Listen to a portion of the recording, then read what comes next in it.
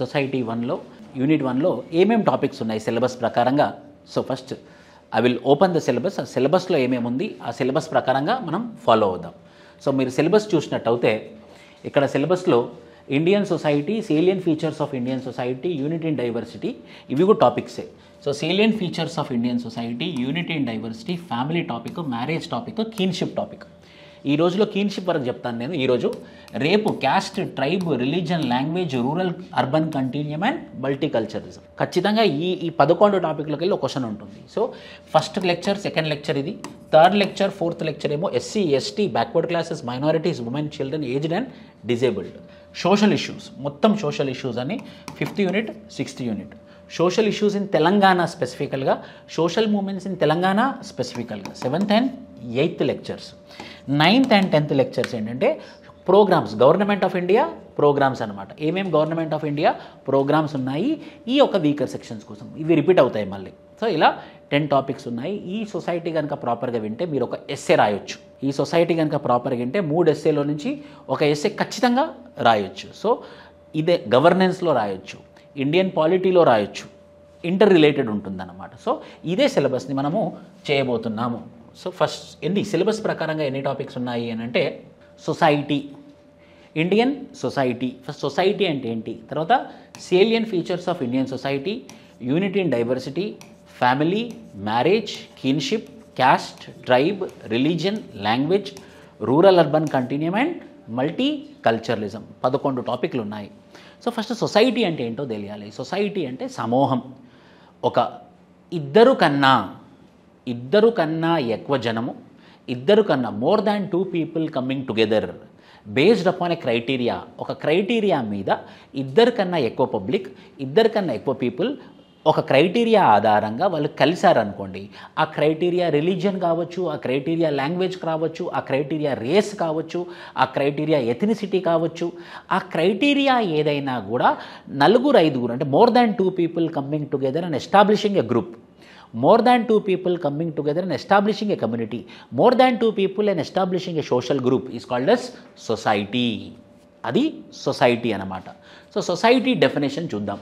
Society అనేది aggregation of all human relationship based upon some common characteristics. ఒక common characteristics మీద people అందరు కలిసి ఒక సమూహం లాగా ఫామ్ అయితే ఆ క్యారెక్టరిస్టిక్ ఏం కావచ్చు, ట్రెడిషన్ కావచ్చు, నార్మ్స్ కావచ్చు, వాల్యూస్ కావచ్చు, ఏదైనా కావచ్చు. అలా ఫామ్ అయినటువంటి సమూహాన్ని మనం ఏమంటాము అంటే సొసైటీ అంటాము అన్నమాట. అలా 2 రకాల సొసైటీస్ ఉన్నాయి. హోమోజినస్ సొసైటీ ఉంది, హెట్రోజినస్ సొసైటీ ఉంది. హోమోజినస్ సొసైటీ అంటే అందులో ఉన్నటువంటి పబ్లిక్ మొత్తం, ఆ కమ్యూనిటీలో ఉన్నటువంటి పీపుల్ అందరూ ఒకటే రిలీజను, ఒకటే లాంగ్వేజ్, ఒకటే ట్రెడిషన్, ఒకటే సాంప్రదాయం ఫాలో అవుతే అది హోమోజినస్ సొసైటీ. ఇండియన్ సొసైటీ కూడా సొసైటీయే, which is called as heterogeneous society. Heterogeneous society అంటే ఏంటంటే డిఫరెంట్ కల్చర్ పేరు మీద different languages, different ethnicities, different identities, అలా డిఫరెంట్ ఉన్నటువంటి ఐడెంటిటీస్ అందరూ కలిసి ఒక గ్రూప్ లాగా ఫామ్ అయితే దాన్ని మనం ఏమంటామంటే హెట్రోజినస్ సొసైటీ అంటామన్నమాట. సో ఒకటేమో homogeneous society, రెండోదేమో heterogeneous society. So 2 రకాల సొసైటీస్ ఉంటాయి. ఒకటి homogeneous society like Arab countries, Oman తీసుకున్నాం అనుకోండి, బహ్రెయిన్ తీసుకున్నాం అనుకోండి, గల్ఫ్ కంట్రీస్ ఏవి తీసుకున్నా కూడా అవన్నీ ఒకటే రిలీజను, అరబిక్ లాంగ్వేజ్, ఒకటే ట్రెడిషను, ఒకటే నార్ము, ఒకటే వాల్యూ. సో అలా యూనిఫామ్గా ఉన్నటువంటి సొసైటీస్ని ఏమంటాము అని అంటే హోమోజినస్ సొసైటీ అని అంటాము. ఎవరైతే డిఫరెంట్ క్రైటీరియాస్ మీద ఒక సొసైటీలో, ఒక సమూహంలో, భారతదేశం ఏమంటాం మెల్టింగ్ పాట్ అంటాము. సో ఒకటే సమూహంలాగా మనం బతికినప్పుడు దాన్ని ఏమంటాము అని అంటే హెట్రోజినస్ సొసైటీస్ అంటాము. So society is nothing but an aggregation of people based upon a criteria is called a society. So there are 2 types of societies. One is called as homogeneous society, example Arab countries, and heterogeneous societies like India and United States of America. అలా 2 రకాల societies ఉన్నాయి. Practically but however practical, మళ్ళీ next స్టేట్మెంట్లో ప్రాక్టికల్గా చెప్తున్నా. ప్రాక్టికల్గా no well developed society cannot be homogeneous society. For example ఇప్పుడు Saudi Arabia, America ఇప్పుడు సెంటర్ కాదండి, మీకు తెలుసా? America is no more centre. London ఎప్పుడో తన యొక్క గ్రావిటీని ఇప్పుడు పోల్కొంది. ఇప్పుడు లండన్కి ఇప్పుడు ద సెంటర్ ఈజ్ దుబాయ్. ఇప్పుడు టూరిజం అయినా కూడా, బిజినెస్ పెట్టాలన్నా, బిజినెస్ సెంటర్ అయినా, ఏదైనా ఇంటర్నేషనల్ ఆర్గనైజేషన్ పెట్టాలన్నా కూడా the centre is Dubai now. So ఇప్పుడు దుబాయ్ డెవలప్ అవుతుంది. అదే దుబాయ్, అదే సౌదీ అరేబియా ఒకప్పుడు హోమోజినస్ సొసైటీ లాగా ఉండే, కానీ ఇప్పుడు Dubai is no more homogeneous society. Europe నుంచి పబ్లిక్ వస్తున్నారు, నార్త్ అమెరికా నుంచి పబ్లిక్ వస్తున్నారు, ఇండియా నుంచి పబ్లిక్ వస్తున్నారు, పెద్ద మొత్తంలో చైనా నుంచి పబ్లిక్ వస్తున్నారు. So no well developed society homogeneous society లాగా ఉండలేదు. ఎప్పుడైనా ఒక వెల్ డెవలప్డ్ సొసైటీ ఎలా ఉంటుంది? హెట్రోజినస్ సొసైటీ లాగా ఉంటుంది. ఎందుకు అని అంటే అన్ని రకాల పబ్లిక్ వస్తేనే అక్కడ డెవలప్మెంట్ అవుతుంది. లేదు మేము ఒక్కరమే ఉంటాము, నార్త్ కొరియా లాగా కిమ్ జాంగ్ ఉన్ చెప్పినట్టే వింటాము, మేము ఆ ఫ్యాట్ మ్యాన్ చెప్పినట్టే మేము వింటాము అనుకున్నాం అనుకోండి, ఏమైపోతుంది? నార్త్ కొరియా లాగానే ఏ కంట్రీ అయినా కూడా నాశనం అయిపోవాల్సిందే. So no well developed society is no more homogeneous society. So every developed society is what?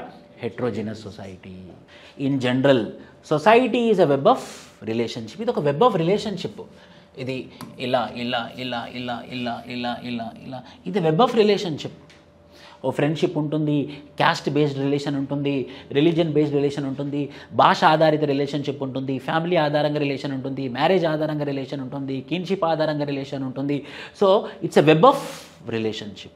ప్రతి సొసైటీలో ఒక సొసైటీలో ఏదో విధంగా మనం కనెక్టివిటీ అవుతాం. ఏం కనెక్ట్ కాలేదనుకోండి, భారతదేశం, భారతీయుడు, నువ్వు ఇండియనే, నేను ఇండియనే, సో వీఆర్ కనెక్టెడ్. అంటే ఏదో ఒక రిలేషన్లో కనెక్టివిటీ ఉంటే దాన్ని ఏమంటాము అని అంటే సొసైటీ అంటాము అని అర్థము. Auguste Comte, the father of sociology, ఏమని చెప్పాడు అంటే society as a social organism possessing harmony of structure and function. Society ఒక సోషల్ ఆర్గానిజం అనమాట, మన శరీరం లాంటిది. ఎలా? ప్రతి కన్ను అవసరమే, కన్నుకి ఫంక్షన్ అవసరమే. ఒక శరీరంలో ఒక చెయ్యి అవసరమే, ఆ చెయ్యి ఫంక్షన్ కూడా ఉండాలి. ఒక చెవు అవసరమే, ఆ చెవికి ఒక ఫంక్షన్ అవసరమే. అలానే ప్రతి సొసైటీలో ప్రతి మనిషి ఉండాలి, ఆ మనిషి ఒక ఫంక్షన్ కూడా చేయాలి. So society is nothing but an a social organism which is a combination of structure and function.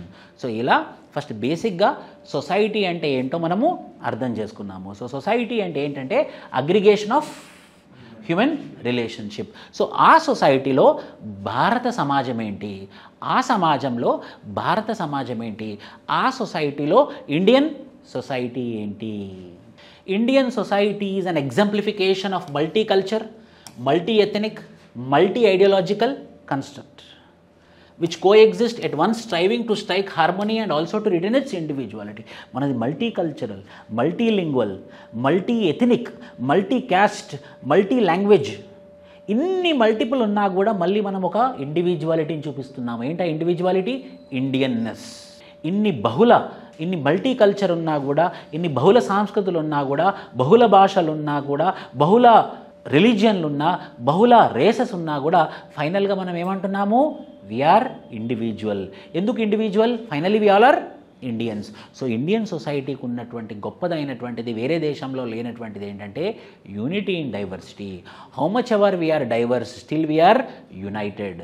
How much ever we are having different religions, different languages, different ethnicities, different religions, different regions, different geographies, ఎన్ని difference ఉన్నా కూడా మళ్ళీ అందరం మనం ఒకటే ఒక సంబంధం. ఏంటా సంబంధం? ఇండియన్నెస్ అనే సంబంధం మన దగ్గర ఉంది.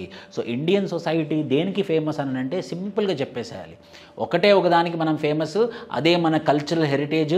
ఏంటా కల్చరల్ హెరిటేజ్ అంటే యూనిటీ ఇన్ డైవర్సిటీ. అందుకే అది ఈరోజు పుట్టినటువంటి కాన్సెప్ట్ కాదు, మన రాజ్యాంగంలో ఉన్నటువంటి కాన్సెప్ట్ కాదు. మన ఏన్షియంట్ నుంచి మనం ఏం చదువుకుంటున్నాము, ఏం వింటున్నాము అంటే వసుదైవ కుటుంబకం. వి ఆల్ ఆర్ వసుదైవ కుటుంబకం. The world is one family. Indian society possesses great cultural heritage. During the course of its evolution, accommodated and integrated many communities. ఎంతో మందిని అకామిడేషన్ చేసుకున్నాం మనం. అందుకే ఇండియన్ సొసైటీని సింపుల్ భాషలో చెప్పాలి అని అంటే accommodation without assimilation. Accommodation without assimilation అంటే ఒక ఎగ్జాంపుల్ చెప్తాను నేను మీకు. మూడు కాన్సెప్ట్స్ ఉంటాయి అన్నమాట. ఒకటేమో ఐసోలేషన్, ఇంకోటేమో అసిమిలేషన్, ఇంకోటేమో అకామిడేషన్ ఆర్ ఇంటిగ్రేషన్ అంటాం అన్నమాట. ఐసోలేషన్ అంటే ఏంటంటే సపరేట్గా ఉండడం. ఏ బాబు మీరు బంగ్లాదేశ్ అనుకోండి, మీరు హిందూస్, మీరు సపరేట్గా ఉండాలి, ఇది ముస్లిం దేశం, మీరు ఇక్కడి నుంచి వెళ్ళిపోండి, ఐసోలేషన్. అసిమిలేషన్ అంటే ట్రైబల్, సెంట్రల్ ఇండియాలో ట్రైబల్కి ఈ ప్రాబ్లం వచ్చిందన్నమాట. ఏంటంటే బాబు central Indian tribes Munda, Oraon, Ho, మీరు ఇండియన్ హిందూలాగా మారిపోండి, మీ కల్చర్ని వదిలేయండి, మీ భాషను వదిలేయండి, మీ వేషధారణను వదిలేయండి, మీరు హిందూ సమాజంలో ఏకమవ్వండి. దాన్ని ఏమంటాము? అసిమిలేషన్. అంటే నువ్వు ఇంటిగ్రేట్ కా, నువ్వు నాతో జత కలువు, కానీ ఎప్పుడు నువ్వు మారితే, నువ్వు మారాలి, నువ్వు మారితేనే నేను యాక్సెప్ట్ చేస్తా, నువ్వు మారకపోతే నేను యాక్సెప్ట్ చేయ. దాన్ని ఏమంటాం మనం? అసిమిలేషనిజం అని అంటాము. ఇంటిగ్రేషనిజం, ఇంటిగ్రేషన్ అంటే నువ్వు ఎలా ఉన్నా నాకు ఇబ్బంది లేదు, నువ్వు భారత సమాజంలో ఏకమవు, నీ కల్చర్ నువ్వు కాపాడుకో, నీ భాషను నువ్వు కాపాడుకో, నీ యొక్క మతాన్ని నువ్వు కాపాడుకో, కానీ భారతదేశంలో భాగమై ఉండు. దాని పేరేంటి? ఇంటిగ్రేషన్ అనమాట. సో అకామిడేషన్ వితౌట్ అసిమిలేషన్ అంటే ఇంటిగ్రేషన్ వితౌట్ అసిమిలేషన్. మీరు మీ కల్చర్ని ప్రొటెక్ట్ చేసుకోండి, మీరు మీ మతాన్ని ప్రొటెక్ట్ చేసుకోండి, మీరు మీ భాషని ప్రొటెక్ట్ చేసుకోండి, మీ భాషని మీరు ప్రొటెక్ట్ చేసుకుంటూ భారతదేశంలో ఏకమవ్వండి. అందుకోసమే కదా షెడ్యూల్ 8 ఆఫ్ ద కాన్స్టిట్యూషన్ ఎన్ని భాషలని అంగీకరించింది? 22 భాషలను అంగీకరించింది. ఎక్కడ కూడా రాజ్యాంగంలో నేషనల్ లాంగ్వేజ్ అని ఉందా? There is nothing called as national language. There is nowhere mentioned about national language. అంటే మనకు నేషనల్ లాంగ్వేజ్ లేదు. ఉర్దూవా, లేకపోతే పర్షియనా, లేకపోతే అరబికా, లేకపోతే హిందీయా, లేకపోతే తెలుగుగా, లేకపోతే కన్నడనా, ఎక్కడ కూడా మనకి నేషనల్ లాంగ్వేజ్ లేదు. ఎందుకు అని అంటే రాజ్యాంగం ఆల్రెడీ గుర్తించేసింది. ఏమని గుర్తించిందంటే మనది బహుళ భాషలు, multiple languages, linguistic pluralism society. So మనం ఏ ప్రిన్సిపల్ ఫాలో అవుతాము అని అంటే ఇంటిగ్రేషనలిజం వితౌట్ అసిమిలేషనిజం. ఇంటిగ్రేషనలిజం అని అంటే synonymous accommodation, accommodation without assimilation. So ఇది మన భారత సమాజం యొక్క గొప్పతనం. దానికే ఇంకో పేరు మెల్టింగ్ పాట్ అని అంటాము, సలాడ్ బౌల్ అని అంటాము. కొందరు సలాడ్ బౌల్ అని అంటారు. ఒక సలాడ్లో చాలా రకాలుగా క్యారెట్ ఉంటుంది, బీట్రూట్ ఉంటుంది, దోసకాయ ఉంటుంది, అన్నీ కలిపి ఉంటాయి. So it's a bowl of salad, it's a melting pot, చాలా పేర్లతో ఉన్నాయన్నమాట. సో ఇది సమాజము. తర్వాత భారత సమాజము. ఈ భారత సమాజంలో ఉన్నటువంటి ఫీచర్స్ ఏంటి? ఈ భారత సమాజంలో ఉన్నటువంటి ఫీచర్స్ ఏంటి? Multi ethnic society. Multiple ethnicity అంటే ఒక ట్రైబల్ ఐడెంటిటీ అన్నమాట, ఒక తెగల ఐడెంటిటీ. ఒక తెగని ఏమంటామంటే ఎథనిక్ గ్రూప్ అంటామన్నమాట. 750 ట్రైబల్ కమ్యూనిటీస్ ఉన్నాయి ఇండియాలో 2011 సెన్సస్ ప్రకారంగా. 750 ట్రైబల్ కమ్యూనిటీస్ ఉన్నాయి. అసలు మామూలుగా అయితే అదే సౌదీ అరేబియాలో అనుకోండి ఒకటే ఒక తెగ ఉంటుంది. ఏం తెగ అది? బెడోవిన్స్. అందుకే దాన్ని ఏమంటాం మనం? యూనిలాటరల్ కంట్రీ అంటాం, హోమోజినస్ సొసైటీ అంటాం. ఇప్పుడు మారుతుంది, అది డెవలప్ అవుతుంది కాబట్టి మారుతుంది. కాబట్టి ఒకప్పుడు అందరూ ఒకటే ఒక జాతికి సంబంధించినటువంటి వాళ్ళు, ఒకటే ఒక ఎథనిసిటీకి సంబంధించినటువంటి వాళ్ళు బెడోవిన్స్. వాళ్ళు ఫాలో అయ్యే రిలీజన్ ఇస్లాము, వాళ్ళు మాట్లాడే భాషనేమో అరబిక్, వాళ్ళు ఫాలో అయ్యే ప్రిన్సిపల్స్ ఏమో ఇస్లామిక్ ప్రిన్సిపల్స్. అందరూ ఎవరైనా అదే. కానీ ఇప్పుడు డెవలప్ అవుతుంది కాబట్టి మెల్లిమెల్లిగా మారుతుంది. బట్ మనము ఇప్పుడు కాదు, మన చరిత్రలోనే, మన ఏన్షియంట్ చరిత్రలోనే, మన మిడివల్ చరిత్రలోనే, మన మోడ్రన్ చరిత్రలోనే ఏమని రాసుకున్నాం మనము? We are multi ethnic, we are multi lingual, we are multi class, we are unity and diversity, we are coexistence of traditionalism and modernity. Traditionalism ఉంటుంది, మోడర్నిటీ ఉంటుంది. ఒకరోజు యోగా చేస్తాం, ఇంకో రోజు ఏమో జుంబా చేస్తాం. రెండు ఉంటాయి. ట్రెడిషనలిజం ఉంటుంది, స్పిరిచువలిజం ఉంటుంది. దోశ ఉంటుంది, చాక్లెట్ దోశ కూడా ఉంటుంది. రెండు. ఒకటి modernity with traditionalism. Coexistence of traditionalism, gyms and yoga centers coexisting. Balance between spiritualism and materialism. మన రామకృష్ణ మిషన్కి స్పిరిచువలిజం కోసం వస్తారు. ఎలా వస్తారు? BMW వేసుకొని వస్తారు. స్పిరిచువలిజం కోసం వచ్చేటప్పుడు మామూలు రావచ్చు, BMW వేసుకొని వస్తారు. అంటే స్పిరిచువలిజం ఉంటుంది, దాంతోపాటు మెటీరియలిజం కూడా ఉంటుంది. Multi religious society. India is a multi religious society. Family system, unique system. భారత సమాజానికి ఫౌండేషన్ ఇచ్చేదెవరు? Family system. We are super serious. India, China, Japan family సిస్టమ్కి సూపర్ సీరియస్నెస్ ఇస్తుంది. సో అది కూడా మన యొక్క బేసిక్ ఫీచరే ఫ్యామిలీ సిస్టమ్. ప్యాట్రియార్కల్ సిస్టమ్, మంచిదా చెడ్డదా తర్వాత, కానీ మనమైతే ప్యాట్రియార్కల్ సిస్టమ్. జియోగ్రఫికల్ ఎలిమెంట్స్లో కూడా యూనిటీ అండ్ డైవర్సిటీ. అందుకే ఇండియాని ఒక దేశం అనరు, ఇండియాని ఏమంటాము? ఉపఖండం అంటాం. అందుకే ఏమంటాం మనం? ఉపఖండం. అంటే ఒక ఖండంలో ఎన్ని భౌగోళికమైనటువంటి ఉంటాయో అన్ని గణము ఎక్కడున్నాయి? ఒక భారతదేశంలో ఉన్నాయి. ఒక థార్ డెసర్ట్ ఉంది, ఒక హిమాలయన్ మౌంటైన్స్ ఉంది, ఒక డెన్స్లీ ఫారెస్ట్ నార్త్ ఈస్ట్ ఇండియాలో ఉంది, వెస్టర్న్ ఘాట్స్ ఉంది, ఈస్టర్న్ ఘాట్స్ ఉంది, పెనిన్సులార్ ఇండియా ఉంది, 24/7 రన్నింగ్ రివర్స్ ఉన్నాయి, మ్యాంగ్రూవ్ ఫారెస్ట్ ఉంది, కోరల్ రీఫ్స్ ఉన్నాయి. ఇంకేం కావాలి ఒక దేశానికి? అంటే ఒక ఖండంలో ఎన్నైతే ఉండాలో అన్ని గణము ఒక దేశంలో ఉంది. కాబట్టి we call India as an subcontinent. Geographical elements of unity and diversity. మనకు కంపోజిట్ కల్చర్ ఉంది, దాని పేరేంటి Ganga Jamuna tehzeeb. Indian music Bhakti movement ఉంది, సూఫీ మూమెంట్ ఉంది, హిందుస్థానీ మ్యూజిక్ ఉంది, కర్ణాటిక్ మ్యూజిక్ ఉంది. హిందుస్థానీ మ్యూజిక్ అంటేనేమో ముస్లిం మ్యూజిక్, వెరస్ కర్ణాటిక్ మ్యూజిక్ అంటేనేమో హిందూ మ్యూజిక్, రెండు కలగలిపి ఉంటాయి. ఎప్పుడు అది వేరు ఇది వేరు కాదు. Hindustani music influence Carnatic music మీద ఉంది, Carnatic music influence Hindustani music మీద ఉంది. ఈ అన్ని కారణాల చేత మనం ఏమంటాము, India is a composite culture. Ganga Jamuna తెహజీబ్, dynamism, assimilation, accommodation, tribe, syncretism, fusion of different cultures into one. Language of Urdu has developed out of Arabic and Hindevi. ఏదైతే ఈ ఉర్దూ లాంగ్వేజ్ ఉందో, అరబిక్ లాంగ్వేజ్ను హైందేవి లాంగ్వేజ్ రెండు కలిపి ఫామ్ అయినటువంటి లాంగ్వేజ్ పేరే ఉర్దూ. అంటే అంటే ఫుడ్లు తీసుకున్నా సరే, డ్రెస్ తీసుకున్నా సరే, రకరకాల వెరైటీలు ఉంటాయి. కింద పంచె కట్టుకుంటాం, పైన టీషర్ట్ వేసుకుంటాం. So there is lot of dynamism, there is lot of syncretism, అది కూడా ఫీచరే. కాస్ట్ సిస్టమ్ ఏ కంట్రీలో లేనిది ఓన్లీ భారతదేశంలో మాత్రమే ఉన్నటువంటి గొప్పదైనటువంటి సిస్టమ్ ఏంటి, హర్షించదగ్గనటువంటి సిస్టమ్ ఏంటి, caste system. And multi respect and tolerance. Some ancient test promoted సర్వధర్మ సమభవ, టాలరెన్స్, మ్యూచువల్ రెస్పెక్ట్. ఏన్షియంట్ ఇండియాలోనే సర్వధర్మ సమభావ లేదు. మన మిడివల్ ఇండియాలో కూడా అక్బర్ ద సుల్తాన్ ఏమన్నాడు, Din Ilahi, all the religions are equal before the eyes of sultan which is called as Din Ilahi, సర్వధర్మ సమభవం. యాన్షియంట్ హిస్టరీలోనే ఉంది. ఇస్లామిక్ రూలర్స్ కూడా ఫాలో అయ్యారు, మనమే కాదు. అంటే ఇప్పుడు ఉన్నటువంటి ఇండియన్ సొసైటీయే కాదు, ఇస్లామిక్ రూలర్స్ కూడా ఫాలో అయ్యారు. ఏం ఫాలో అయ్యారు, దిన్ ఇలాహీ. అక్బర్ ఎన్నో టెంపుల్లకి ఫండ్స్ కూడా ఇచ్చాడు అక్బర్. మన కాన్స్టిట్యూషన్లో ఆర్టికల్ 25, 26, 27, 28 దేని గురించి మాట్లాడుతుంది, సెక్యులరిజం గురించి మాట్లాడుతుంది. మన ప్రియాంబుల్లో సెక్యులర్ ఉందా, ఉంది. So these all are the features of our India, salient provisions of Indian constitutions. ఇవే మెన్షన్ చేసి ఒక్కొక్క దాని మీద చిన్న చిన్న పారాగ్రాఫ్లు రాస్తే ఎన్ని పారాగ్రాఫ్లు అయితే, 14 పారాగ్రాఫ్లు అయితే. 14 పారాగ్రాఫ్లు అయితే 5 పేజీలు అవుతుంది. అప్పుడు టైం అయిపోతుంది, ఇంకో ఎస్సే రాయాలి. Unity in diversity, multi ethnic, multicultural, multilingual, multireligious and plural society. Religion చూసుకున్నా సరే 2011 సెన్సస్ ప్రకారం, ఎందుకంటే 2021 సెన్సస్ రాలేదు, ఈ సంవత్సరం కూడా వచ్చే అవకాశం లేదు. So 2011 census. హిందూస్ ఎంతున్నారు, 80.5, ముస్లిమ్స్ ఎంతున్నారు, 13.4, క్రిస్టియన్స్ ఎంతున్నారు, 2.4%. ఇలా ఇన్ని రకాలైనటువంటి రిలీజియన్స్, ముఖ్యంగా Hindu, Muslim, Christian, Sikh, Buddhist, Jains and others అంటే పార్సీస్, ఇలా పలు రకాలైనటువంటి రిలీజియన్స్ మన భారతదేశంలో ఉంటున్నారు. However the majority is Hindus. Different forms of diversity. So ఇందులో డిఫరెంట్ ఫార్మ్స్ ఆఫ్ డైవర్సిటీస్ ఏమేమి ఉన్నాయి మనకి. మొదటి ఫాము ఫిజికల్ ఫీచర్స్ యొక్క డైవర్సిటీ.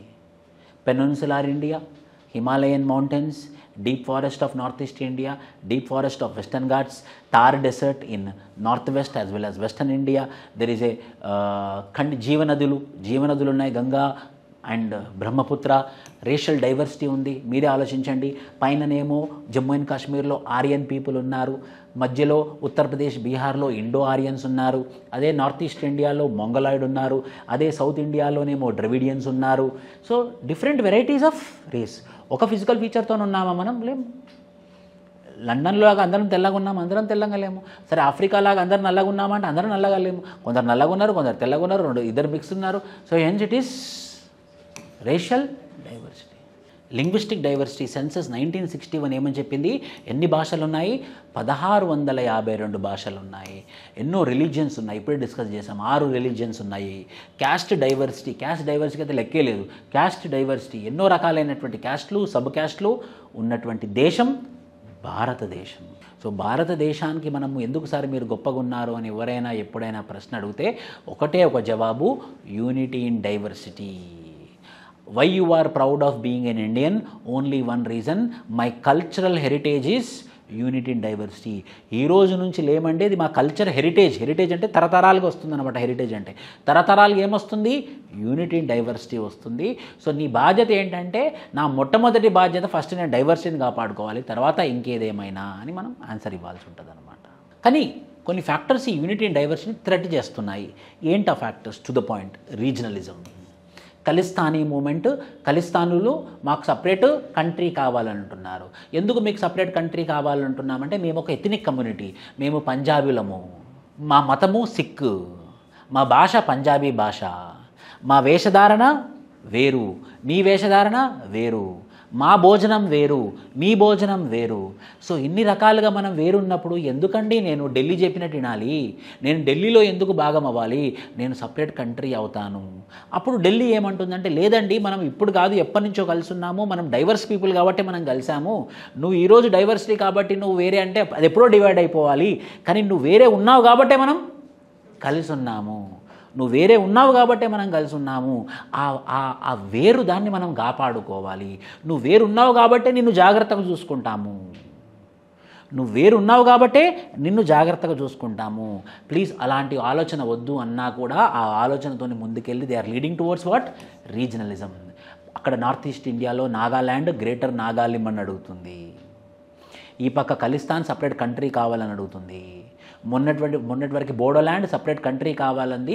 ఒక వైలెంట్ మూమెంట్ కూడా తీసుకొచ్చింది, దాని పేరు ఏంటంటే నేషనల్ బోడోల్యాండ్ డెమోక్రటిక్ ఫ్రంట్. అలా ఎన్నో ఆర్గనైజేషన్స్ వచ్చాయి రీజనలిజమ్స్ మీద. డివిజివ్ పాలిటిక్స్, ఎంఐఎం ఉంది, ఆర్ఎస్ఎస్ ఉంది. డివిజివ్ పాలిటిక్స్ కూడా దేశాన్ని డివైడ్ చేయబోతుంది. For example Majlis Ittehadul Musalman and Rashtriya Swayam Sevak. So divisive politics. Development imbalance అయినా కూడా డేంజరే. నాగాల్యాండ్ ఏమంటుందంటే మాకు ఒక రోడ్ లేదు, మాకు ఒక ట్రాన్స్పోర్టేషన్ లేదు, మాకు కమ్యూనికేషన్ లేదు, ఎందుకంటే నేను భారతదేశంలో ఉండాలి. సో ఎలాంటి డెవలప్మెంట్ లేదు. అక్కడ చూడండి ఢిల్లీ ఎంత డెవలప్ అయింది, బెంగళూరు ఎంత డెవలప్ అయింది, హైదరాబాద్ ఎంత డెవలప్ అయింది, మరి మా కోహిమ్ ఎంత డెవలప్ అయింది. Kohima is the capital city of Nagaland. So development కూడా ఈక్వల్గా జరగాలి. Ethnic differentiation and nativism, job competition, limited resources, identity crisis. అసలుకి మన మన మన మన మన కాన్సెప్ట్ తీసుకొని వస్తాము. అసలు తెలంగాణ వాదాన్ని చంపి పూర్తి చేశారు 1956 నుంచి 2014 వరకు. మన నీళ్లు, మన నిధులు, మన నియామకాలు వద్దు, ఇవ్వకూడదు లోకల్ పీపుల్కి అన్నందుకే కదా మనము ఉవ్వెత్తున ఉద్యమం చేశాము, మన తెలంగాణని మనం సాధించుకున్నాము. అదే వాళ్ళు 1956లో పెద్ద మనుషుల ఒప్పందంలో ఏదైతే ఒప్పుకున్నారో దాన్ని ఇంప్లిమెంట్ చేస్తుంటే అసలు 1969 మూమెంట్ వచ్చేదా, 2009 మూమెంట్ వచ్చేదా, 2014 మూమెంట్ వచ్చేదా? వచ్చేది కాదు. సో మీరు ప్రాపర్గా చూసుకోలేదు కాబట్టే మేము సపరేట్ అవుదామని అన్నాము. సో మీరు మంచిగా చూసుకోవడం కూడా ఇంపార్టెంటే. స్టెప్ మదర్లీ యాటిట్యూడ్ ఉండకూడదు. స్టెప్ మదర్లీ యాటిట్యూడ్ ఉంది కాబట్టే తెలంగాణ సపరేట్ అయింది. స్టెప్ మదర్లీ యాటిట్యూడ్ ఉంది కాబట్టే శ్రీలంకలో తమిళ్ పీపుల్ ఏమన్నారు, లిబరేషన్ ఆఫ్ తమిళ్ టైగర్స్ ఈలం, మాకు సపరేట్ కంట్రీ కావాలి, దాని పేరేంటి తమిళ్ ఈలం అని అన్నారు. అదే నువ్వు తమిళ్ మాట్లాడే వాళ్ళని సొంత బిడ్డలాగా అంకు చేర్చుకొని ఉంటే, కొలంబో అంకు చేర్చుకొని ఉంటే శ్రీలంకన్ తమిళియన్ సపరేట్ కంట్రీ అనేవాళ్ళు కాదు. దానివల్ల ఏమైంది, 4 డెకెట్స్ స్కూలే లేదు అసలుకి. ఎక్కడ? కిలినౌచి ప్రాంతం, నార్త్ ఈస్ట్ ప్రాంతం ఆఫ్ శ్రీలంక. సో ఆ ఎగ్జాంపుల్ తీసుకోవచ్చు. ఫర్ ఎగ్జాంపుల్ సిటిజన్షిప్ అమెండ్మెంట్ యాక్టే తీసుకోవచ్చు. సిటిజన్షిప్ అమెండ్మెంట్ యాక్ట్ మంచిదే, కానీ ఆ కాంటెక్స్ట్ ఎవరికైతే ఆల్రెడీ అనుమానం ఉన్నప్పుడు మనం చాలా జాగ్రత్తగా వాళ్ళతో మాట్లాడి వాళ్ళకి ఇష్టమవుతేనే అలాంటి చట్టాలు మనం చేయాలి. సో ఫాస్ట్గా స్పాంటేనియస్గా చేస్తే ఏమవుతుంది, జనవరి 2020లో ఏమైంది, ఢిల్లీలో దంగల్స్ అయ్యాయి, రాయట్స్ అయ్యాయి. సో మెల్లిమెల్లిగా ఏమవుతుంది, డివిజన్కి దారితీస్తుంది. Geographical isolation. ఉత్తరాఖండ్ ఎక్కడో ఉండి క్యాపిటల్ సిటీ ఆఫ్ ఉత్తరప్రదేశ్ ఏంటి, లక్నో. ఉత్తరాఖండ్ నుంచి లక్నోకి వెళ్ళాలి అంటే 800 కిలోమీటర్లు పహాడీ రీజియన్ నుంచి. వాళ్ళ క్యాపిటల్ సిటీకి వాళ్ళు వెళ్ళాలంటే 2 రోజులు ప్రయాణం చేయాలి. ఎంత డెవలప్మెంట్ అయితే లక్నోలో ఏందో, ఎంత డెవలప్మెంట్ అయితే కాన్పూర్లో ఏందో, ఎంత డెవలప్మెంట్ అయితే అలహాబాద్ వారణాసిలో ఏందో, అంత డెవలప్మెంట్ డెహ్రాడూన్లో అవ్వలేదు. ఐసోలేషన్ అయిపోయారు వాళ్ళు. కొండ చర్యలలో ఉంటున్నారు కాబట్టి, కొండ ప్రాంతాలలో ఉంటున్నారు కాబట్టి ఐసోలేషన్ అయితే నువ్వు పట్టించుకోవాలి సెంట్రల్ గవర్నమెంట్. ఎందుకంటే వాళ్ళు ఐసోలేషన్లో ఉన్నప్పుడు నీ కన్ను ఎక్కువగా ఉండాలి వాళ్ళ మీద. నువ్వు పట్టించుకోకపోతే ఏమన్నారు, సపరేట్ స్టేట్ కావాలని అన్నారు. నువ్వు సపరేట్ స్టేట్స్ ఇచ్చావు, ఇప్పటికి నువ్వు పట్టించుకోలేదు అనుకోండి, అప్పుడు ఏమడుగుతారు, సపరేట్ కంట్రీ కావాలని అంటారు. Geographical isolation. Inter religious conflict. ఎన్నో ఎగ్జాంపుల్స్ ఉన్నాయి.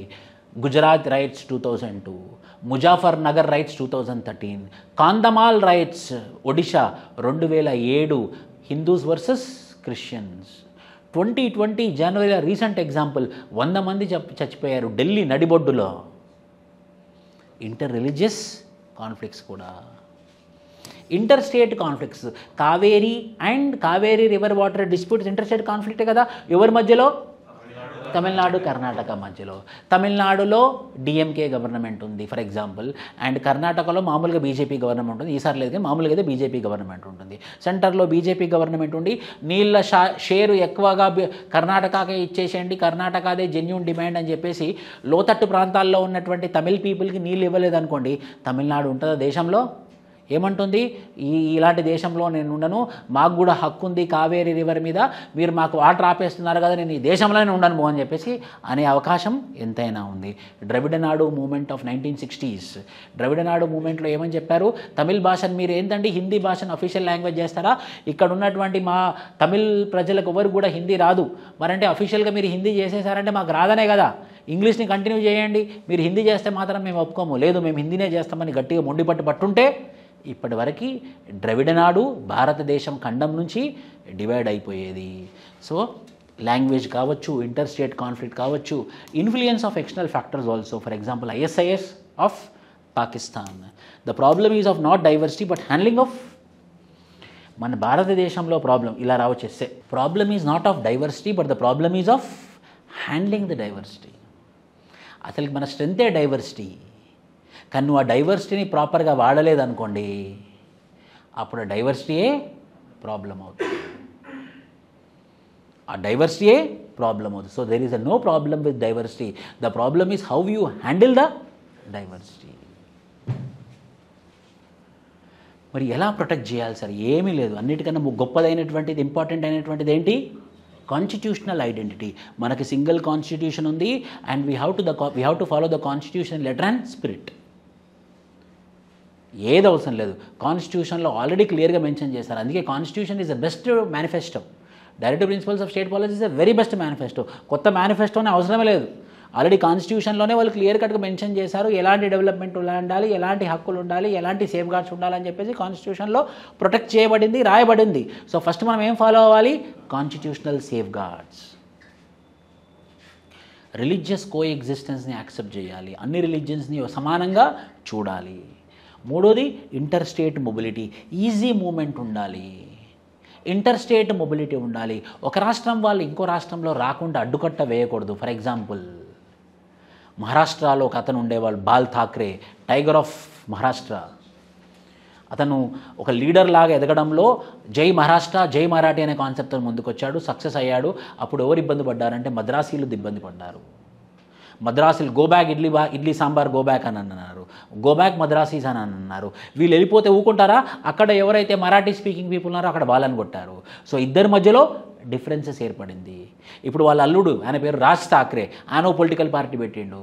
ఇదేమో శివసేన, ఇదేమో ఇంకో పొలిటికల్ పార్టీ మహారాష్ట్ర నవనిర్మాణ సేన. ఈయనేమంటాడంటే బండ్లలో అమ్ముకునేటటువంటి బండ్ల మీద పండ్లు అమ్ముకునే పీపుల్ మరాఠీ వచ్చి ఉండాలి. రైల్వే రిక్రూట్మెంట్ బోర్డ్ అనేది ఇండియన్ రైల్వేస్, అది నేషనల్ లెవెల్ ఎగ్జామ్, ఎవరైనా రాయొచ్చు, యూపీఎస్సీ ఎగ్జామ్ లాంటిది ఎవరైనా రాయొచ్చు. పాపం గ్యాంగ్ మెన్ లాంటి పోస్టులు, చిన్న చిన్న పోస్టులకి నోటిఫికేషన్ ఇస్తూ ఉంటాయి RRB, railway recruitment board. Western రైల్వేస్లో ఎగ్జామ్ రాయడానికి కనుక వీళ్ళు పేదోళ్ళు ఉత్తరప్రదేశ్ నుంచి, బీహార్ నుంచి గ్యాంగ్ మెన్ పోస్టులకు వాటి కోసం ఎగ్జామ్ రాయడానికి వచ్చినప్పుడు వాళ్ళ దగ్గర లాడ్జ్లో ఉండేందుకు డబ్బులు కూడా లేకపోయినా వాళ్ళు ప్లాట్ఫామ్ మీద పండుకొని, ప్లాట్ఫామ్ బాత్రూమ్లు వాడుకొని ఎగ్జామ్ సెంటర్కి వెళ్ళి ఎగ్జామ్లో రాసి మళ్ళీ జనరల్ బోగిలోకి ఇంటికి వెళ్తారనమాట. తినడానికి తిండి కూడా ఉండని పరిస్థితిలో వచ్చి ఎగ్జామ్ రాసిపోతారు. వాళ్ళ మీదకి వచ్చేసి ఇక్కడ ఎగ్జామ్ రాయొద్దు మీరు, ఇక్కడ ఉన్నటువంటి వెస్టర్న్ రైల్వేస్లో ఉన్నటువంటి ముంబైలో ఉన్నటువంటి ఉద్యోగాలన్నీ కూడా మరాఠీ స్పీకింగ్ పీపుల్కే ఉండాలి, మీరు ఇక్కడ నుంచి వెళ్ళిపోతారని కొట్టినటువంటి సందర్భాలు ఎన్నో. ఇప్పుడు ఆయనే ఉత్తరప్రదేశ్ వెళ్ళిపోయాడు.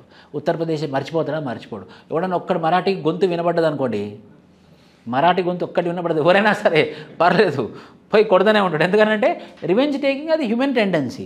సో ఈవెన్చువల్గా ఏమవుతుంది? Division between the Maharashtra and Uttar Pradesh. Already division between Maharashtra and Tamil Nadu happened. So అది దేనికి దారితీస్తుంది? డివిజన్కి దారితీస్తుంది. ప్రజల మధ్యలో సంఘీభావం ఉండదు, ప్రజల మధ్యలో రిలేషన్షిప్ ఉండదు, ఒక కల్చరల్ ఫీలింగ్ ఉండదు, టుగెదర్ ఫీలింగ్ ఉండదు. టుగెదర్ ఫీలింగ్ లేనప్పుడు ఎలా కలిసి ఉంటాం మనం? ఫ్యామిలీలోనే టుగెదర్ ఫీలింగ్ లేకపోతే మనం కలిసి ఉంటాము. అలాంటిది దేశంలో ఎలా కలిసి ఉంటాం? ఎకనామిక్ ఇంటిగ్రేషన్ జరగాలి. థ్యాంక్స్ టు జిఎస్టీ అది ఎకనామిక్ ఇంటిగ్రేషన్ చేసింది. కల్చరల్ అండ్ ఎడ్యుకేషనల్ రైట్స్, ముఖ్యంగా మైనారిటీస్, ఆర్టికల్ 29, ఆర్టికల్ 30. ఆర్టికల్ 29 ఏమని చెప్తుంది? Protection of religious minorities and linguistic minorities. Article 30 ఏమని చెప్తుంది? Establishment of educational institutions for religious minorities and linguistic minorities. Ambedkar గారు చెప్పినట్టు ఎక్కడైతే మైనారిటీస్కి మనం స్పెషల్ ఇంపార్టెన్స్ ఇస్తామో, ఎక్కడైతే మైనారిటీస్కి మనం ఎక్కువ ఇంపార్టెన్స్ ఇస్తామో ఆ కంట్రీ ఫ్లరిష్ అవుతుంది. ఇప్పుడు అందరూ బంగ్లాదేశ్ జోక్ అయిపోయింది ఇప్పుడు అందరికీ. ఎందుకు అని అంటే అక్కడ మైనారిటీస్ బాధపడుతున్నారు కాబట్టి. అదే అక్కడ ఇన్ని రోజులు ఎలా ఉండే, షేక్ హసీనా ఉన్న రోజులు బంగ్లాదేశ్ గురించి పట్టించుకోలే, వాళ్ళు మంచిగా హ్యాపీగా ఉండే. ఎప్పుడైతే అక్కడ మైనారిటీస్ని దెబ్బకొట్టారో ప్రపంచం మొత్తం చేయి చూపిస్తుంది. కంపెనీస్ వెళ్ళిపోయాయి, ప్రాజెక్ట్స్ వెళ్ళిపోయాయి, ఎంప్లాయ్మెంట్ ఆపర్చునిటీస్ వెళ్ళిపోతుంది. భారతదేశం కూడా మెల్లిమెల్లిగా బంగ్లాదేశ్ నుంచి కట్ అయిపోతుంది. షేక్ హసీనా ఉన్నప్పుడు ఒక ప్రాజెక్టులు ఇచ్చింది, కానీ ఇప్పుడు ఎందుకు ప్రాజెక్టులు ఇస్తుంది? ఇప్పుడు ఇవ్వదు. సో ఎవరు లాస్ అవుతారు? బంగ్లాదేశ్ లాస్ అవుతుంది. So solution to protect unity in diversity, federalism కూడా యాడ్ చేసుకోవచ్చు. ఫెడరలిజం కూడా ప్రతి స్టేట్కి ఇండిపెండెన్స్. అవునండి, మీరు సొంతంగా మీరు ప్రజల చేత ఎన్నుకోబడినటువంటి స్టేట్ గవర్నమెంట్, మీకు అటానమీ ఉంది, మీరు నడిపించుకోండి. మీరు నడిపించుకోకుండా నేను ప్రెసిడెన్స్ ఊకేస్తున్నాను అనుకోండి, అప్పుడు నేను ఎందుకుంటాను? ఊకే ప్రెసిడెన్స్ నేను ప్రజల చేత ఎన్నుకోబడ్డాను. నువ్వెంత ప్రజల చేత ఎన్నుకోబడ్డావో నేను కూడా ప్రజల చేత ఎన్నుకోబడ్డాను. మీరు ఊకే ప్రెసిడెన్షియల్ నా మీద వేస్తే నాకేమనిపిస్తుంది? ప్రజలకు కూడా అనిపిస్తుంది, అరే మా లీడర్ని మేము ఎన్నుకుంటే మీరేంటండి సెంట్రల్ గవర్నమెంట్లో ఉన్నటువంటి వేరే గవర్నమెంట్ ఊకే స్టేట్ ఎమర్జెన్సీ ఇంపోజ్ చేస్తుంది, ఈ దేశంలో నమ్మో అనే అవకాశం ఉంటుంది. సో ఫెడరలిజంని కూడా మనము కాపాడుకోవాలి. So this are the solutions to protect unity in diversity. ఇవి ఫటాఫట్ రాసుకుంటూ వెళ్ళిపోవాలి మనం. సేలియన్ ఫీచర్స్, సొసైటీ అంటే ఏంటో అర్థం చేసుకుందాం. ఇండియన్ సొసైటీ అంటే ఏంటో అర్థం చేసుకున్నాం. Salient features of Indian society అంటే ఏంటో అర్థం చేసుకున్నాం. యూనిటీ అండ్ డైవర్సిటీ అంటే ఏంటో అర్థం చేసుకున్నాం. ఇప్పుడు original subject, society subject. Family ఉంది. సో ఇలాంటి వాటికి ఎలా రాయాలి సార్? అసలు అవగాహన లేని వాళ్ళకి చెప్తాను నేను. ఇవి ఈ మూడు. ఫ్యామిలీ, కుటుంబం, రాజుగారి కుటుంబం. కుటుంబం అంటే ఫస్ట్ డెఫినేషన్ గుర్తుంచుకోవాలి. తర్వాత అందులో ఉన్నటువంటి క్యారెక్టరిస్టిక్స్. ఎన్ని types of families, how many types of families. తర్వాత మోస్ట్ ఇంపార్టెంట్ ఇంపాక్ట్ మీదనే ఎక్కువ ఫోకస్ చేయాలి. టెక్నికల్ అవే సబ్జెక్ట్లో, కానీ మీరు ఎక్కువ ఫోకస్ చేయాల్సింది దేనివల్ల ఫ్యామిలీ సిస్టమ్ ఇంపాక్ట్ అవుతుంది, దేనివల్ల మ్యారేజ్ సిస్టమ్ ఇంపాక్ట్ అవుతుంది. కిన్షిప్ అంటే చుట్టాలు, బంధువులు. బంధువుల మరి చుట్టాలంటే చుట్టాలు తెలంగాణలో చుట్టాలు, బంధువులేమో ఆంధ్రలో పిలుచుకుంటారు కదా.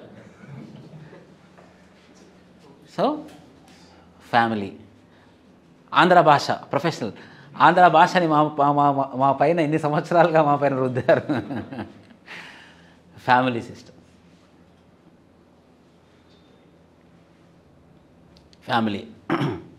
Definition of family, Murdock definition ఇచ్చాడనమాట ఫ్యామిలీ. ఖచ్చితంగా ఏదో ఒక డెఫినేషన్ అయితే గుర్తుంచుకోవాలి. మార్డాక్ ఈయన ఒక సోషాలజిస్ట్. ఈయన ఏం డెఫినేషన్ ఇచ్చాడు అని అంటే, ఇది ఒక యూనివర్సల్ ఇన్స్టిట్యూషన్. మళ్ళీ ఇన్స్టిట్యూషన్ అంటే ఏంటి? ఒక వ్యవస్థ. మ్యారేజ్ అనేది ఒక వ్యవస్థ. ఫస్ట్ మ్యారేజ్ గురించి డిస్కస్ చేద్దాం, తర్వాత ఫ్యామిలీ గురించి వెళ్దాం. First marriage. One correction, title marriage. Marriage definition Murdock ఇచ్చాడు. మార్డాక్ ఏమని చెప్తాడు అని అంటే, మ్యారేజ్ అనేది ఒక universal institution that involves residential cohabitation, అంటే ఒకటే చోట ఉండడం, ఎకనామిక్ కోఆపరేషన్, ఒకరికొకరు ఎకనామికల్గా కోఆపరేట్ చేసుకోవడం, and formation of a nuclear family. దాన్ని ఆయన ఏమంటాడు అని అంటే మ్యారేజ్ వ్యవస్థ అని అంటాడు అనమాట. అంటే ఫ్యామిలీ సిస్టమ్ ఏర్పడడానికి మొదటి మెట్టు ఏంటి? మ్యారేజ్.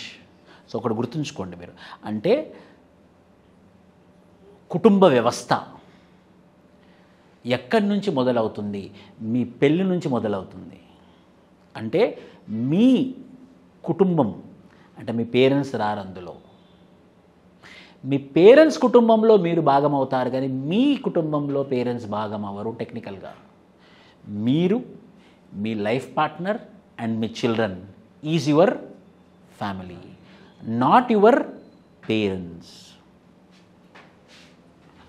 మల్నోవిస్కీ ఏమంటాడు? Marriage as a legal marriage gives women socially accepted husband and to her children a socially accepted father. ఒక లీగల్గా సోషల్గా యాక్సెప్ట్ అయినటువంటి ఫాదర్, సోషల్గా లీగల్గా యాక్సెప్ట్ అయినటువంటి father, social and legally. So ఒకటి మల్నోవిస్కీ డెఫినేషన్, ఇంకోటేమో మార్డాక్ డెఫినేషన్. సో కొన్ని లాస్ ఉన్నాయి అన్నమాట, కొన్ని సూత్రాలు ఉన్నాయి, ఎలా పెళ్ళి జరగాలి అన్నదానికి కొన్ని సూత్రాలు ఉన్నాయి. ఏంటి ఆ సూత్రాలు? దాన్ని లాస్ ఆఫ్ మ్యారేజెస్ అని అంటాము. ఎండోగమీ టైప్ ఆఫ్ సూత్రం, లా ఆఫ్ మ్యారేజ్ అంటే ఎండోగమీ, క్యాస్ట్ ఎండోగమీ అని అంటాము. అంటే ఆ గ్రూప్లోనే పెళ్ళి జరగాలి అని అంటే దాన్ని మనం ఎండోగమీ అని అంటాం అన్నమాట. Caste endogamy, religion endogamy, tribal endogamy, religious endogamy, regional endogamy. Caste endogamy 100%. Caste endogamy జరగకపోతే ఏం జరుగుతుంది? రక్తపాతం జరుగుతుంది. So caste honour killing, caste endogamy, religious endogamy, regional endogamy. Regional endogamy కూడా ఉంటుంది. నాగా ట్రైబల్ కమ్యూనిటీలో ప్లేన్స్లో నివసించే వాళ్ళు ప్లేన్స్ వాళ్ళనే పెళ్లి చేసుకోవాలి, హిల్స్లో నివసించే వాళ్ళు హిల్స్ వాళ్ళనే పెళ్లి చేసుకోవాలి. వాళ్ళు నాగాలు అయినప్పటికీ కూడా ప్లేన్ వాళ్ళు హిల్ వాళ్ళని పెళ్లి చేసుకోవడానికి ఉండదు, హిల్ వాళ్ళు ప్లేన్ వాళ్ళని పెళ్లి చేసుకోవడానికి ఉండదు అనమాట. సో రీజనల్ ఎండోగమీ కూడా ఉంది. రిలీజియస్ ఎండోగమీ ఎలాగో ఉంది, క్యాస్ట్ ఎండోగమీ ఎలాగో ఉంది.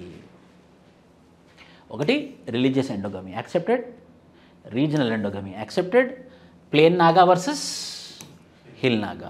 ట్రైబల్ ఎండోగమీ, ఒక గోండు ఇంకో గోండుని మాత్రమే పెళ్లి చేసుకోవాలి, ఒక లంబాడా ఇంకో లంబాడాని మాత్రమే పెళ్లి చేసుకోవాలి.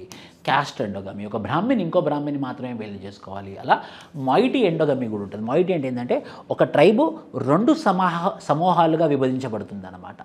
ఒక ట్రైబు దాన్ని మళ్ళీ 2 విధాలుగా డివైడ్ అవుతుంది. ఫర్ ఎగ్జాంపుల్ మన హిందూయిజం ఎలా అయితే శైవిజం అండ్ వైష్ణవిజంగా డివైడ్ అయిందో, మన ముస్లిమ్స్ ఎలా అయితే సున్నీ అండ్ షియాగా విభజించబడిందో, అలానే ప్రతి తెగ కూడా 2 మాయిటీగా డివైడ్ అయిపోతుంది అన్నమాట. వాళ్ళు మళ్ళీ వాళ్ళ మాయిటీలోనే మళ్ళీ ట్రైబ్లో పెళ్లి చేసుకునేటప్పుడు మళ్ళీ ఇంకో జాగ్రత్త వహిస్తారు. ఏంటి? అతను వైష్ణవేట శైవేట అని ఎలా, అదేవిధంగా అతను మన మాయిటీయా వేరే మాయిటీయా. సో దాన్ని ఏమంటామంటే మాయిటీ ఎండోగమీ కూడా అంటామన్నమాట. అంటే ఎలానంటే every tribe will be divided into moiety and every moiety will be further divided into phratry. Every phratry is further divided into clan and every clan is further divided into lineage, and lineage is nothing but combination of families, and every family is because of marriage, and every marriage is because of individuals. So individual, marriage, family, lineage, clan, phratry, moiety, tega, tribe. So ఇలా society అనేది divide చేయబడుతుంది అన్నమాట. So ఇప్పుడు ఈ ట్రైబ్లో వీళ్ళు పెళ్లి చేసుకోవాలి, మళ్ళీ ఈ ట్రైబ్ మళ్ళీ ఇంకో జాగ్రత్త ఏం వహించాలి, వాళ్ళు ఆ మాయిటీలోనే ఉండాలన్నమాట. So within the moiety they have to marry. So tribal endogamy and moiety endogamy. ఎండోగమీలో లా,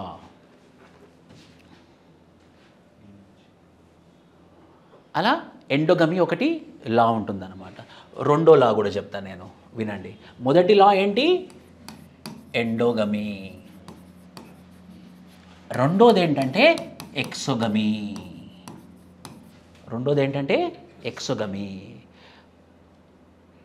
lineage ఎక్సోగమీ. Example,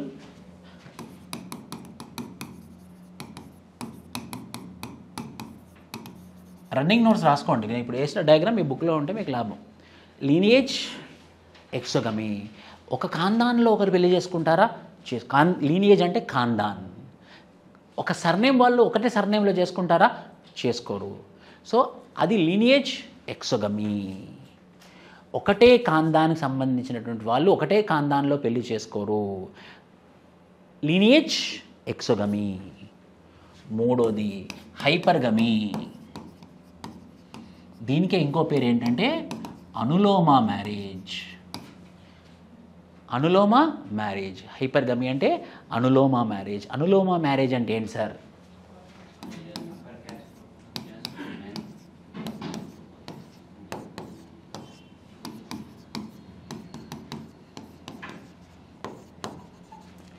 upper caste boy marrying lower caste girl.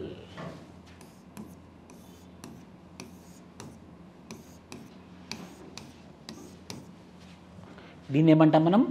Anulom marriage అంటాము. లోమ అంటే మ్యారేజ్, అను అంటే కొంచెం వ్యతిరేకం. కొంచెం అనులోమం మీన్స్ కొంచెం వ్యతిరేకత. దాన్ని ఏమంటాం మనం? అనులోమ.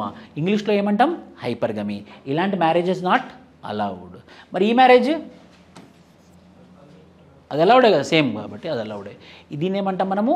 అనులోమ మ్యారేజెస్ అని అంటాము. ట్రయాంగిల్ అంటేనేమో మేలు, సర్కిల్ అంటేనేమో female. Brahmin boy can marry Kshatriya, Vaishya, Shudra. A Kshatriya boy can marry a Vaishya Shudra girl. A Vaishya boy can marry yes.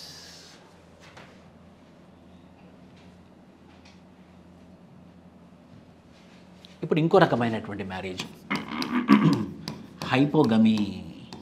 దీన్ని ఏమంటామంటే ప్రతిలోమ మ్యారేజ్. Complete resistance. లోమ అంటేనేమో మ్యారేజ్, ప్రతి అంటేనేమో రెసిస్టెంట్. కంప్లీట్ రెసిస్టెన్స్ అనమాట ప్రతిలోమ మ్యారేజ్. ఏంటి sir example?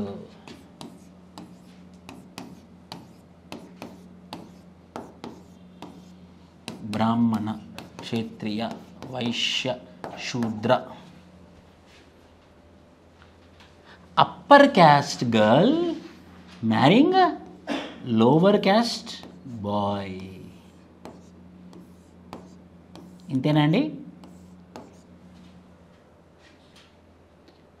Pratiloma marriage.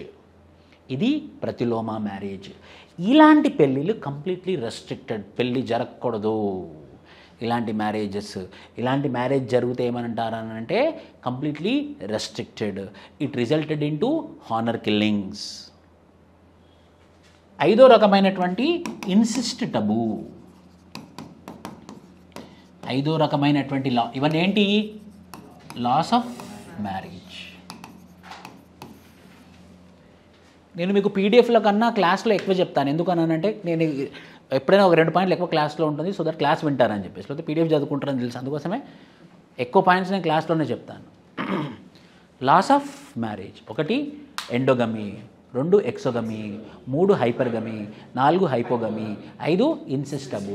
Incest taboo అంటే marriage between the father and daughter, marriage between mother and son, marriage between brother and sister. అలాంటి మ్యారేజెస్ని ఏమంటాం? ఇన్సెస్ట్. అలాంటి మ్యారేజ్ని ఇన్సిస్ట్ అంటాం. టబూ అంటే అవాయిడెన్స్. అలాంటి మ్యారేజెస్ నాట్ అలౌడ్. అలాంటి మ్యారేజెస్ని ఏమంటాం? ఇన్సిస్ట్. అలాంటి మ్యారేజ్ జరగకూడదంటే ఏమంటాం? టబూ. ఇదేమో భార్యాభర్తలు, ఇదేమో పిల్లలు. వీళ్ళ మధ్యలో మ్యారేజ్ నాట్ అలౌడ్, వీళ్ళ మధ్యలో మ్యారేజ్ నాట్ అలౌడ్, వీళ్ళ మధ్యలో marriage not allowed.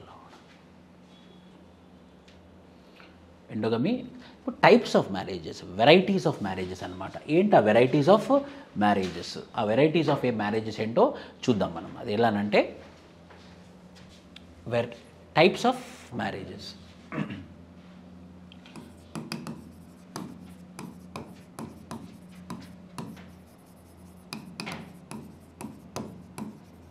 Multiple spouse. Single spouse ఉంటేనేమో మోనోగ్యామీ అంటాం. గ్యామీ అంటే మ్యారేజ్, మోనో అంటే సింగిల్. మల్టిపుల్ స్పౌస్ అంటేనేమో పాలీగమీ అంటాం. పాలీగమీ అంటాము. మోనోగమీ అని అంటే ఒకరే స్పౌస్. అవి 2 రకాలు. Serial monogamy and non serial monogamy. Serial monogamy అంటే at a point of time, ఇది గుర్తుంచుకోండి.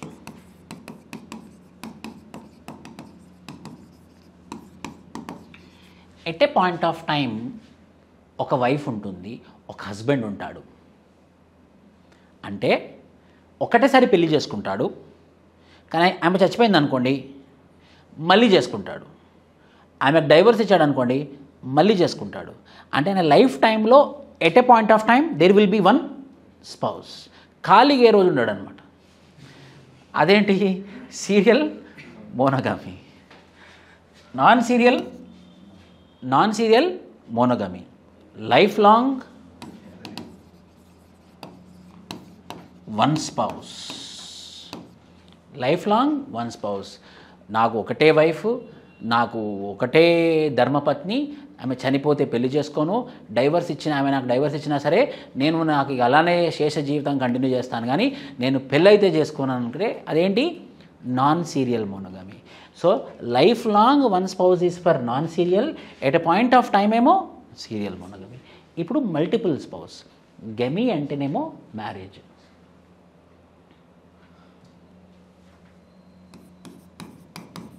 పాలీగమీ, ఓకేనా. పాలీగమీ అంటే గమీ అంటేనేమో మల్టిపుల్ అనమాట, గమీ అంటేనేమో మ్యారేజ్, పాలీ అంటేనేమో మల్టిపుల్ అన్నమాట. ఇదేమో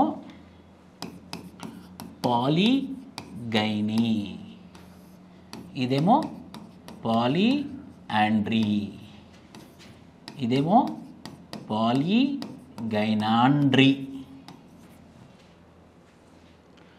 పాలీగైనీ అంటే గైనీ అంటే ఫిమేల్, మల్టిపుల్ ఫిమేల్ అన్నమాట పాలీగైనీ. పాలీయాండ్రీ అంటే మల్టిపుల్ హస్బెండ్స్, యాండ్రీ అంటే హస్బెండ్స్. పాలీగైనాండ్రీ అంటే దానికి ఇంకో పేరు ఉంటుంది, దాని పేరు గ్రూప్ మ్యారేజెస్. అంటే ముగ్గురు అమ్మాయిలు ముగ్గురు అబ్బాయిలు కలిసి, ముగ్గురు అంటే ముగ్గురు కాదు, ఒక group, 3 or more than two కలిసి పెళ్లి చేసుకుంటే దాన్ని ఏమంటాము గ్రూప్ మ్యారేజెస్ అని అంటాము. ఇంకో టైప్ ఆఫ్ మ్యారేజ్ కూడా ఉంది, దాన్ని అదర్ మ్యారేజెస్ అని అంటాం అన్నమాట. దాన్ని ఏమంటాము అదర్ మ్యారేజెస్ అని అంటాము. అవి మళ్ళీ 2 రకాలు, లివరేట్, సొరరేట్.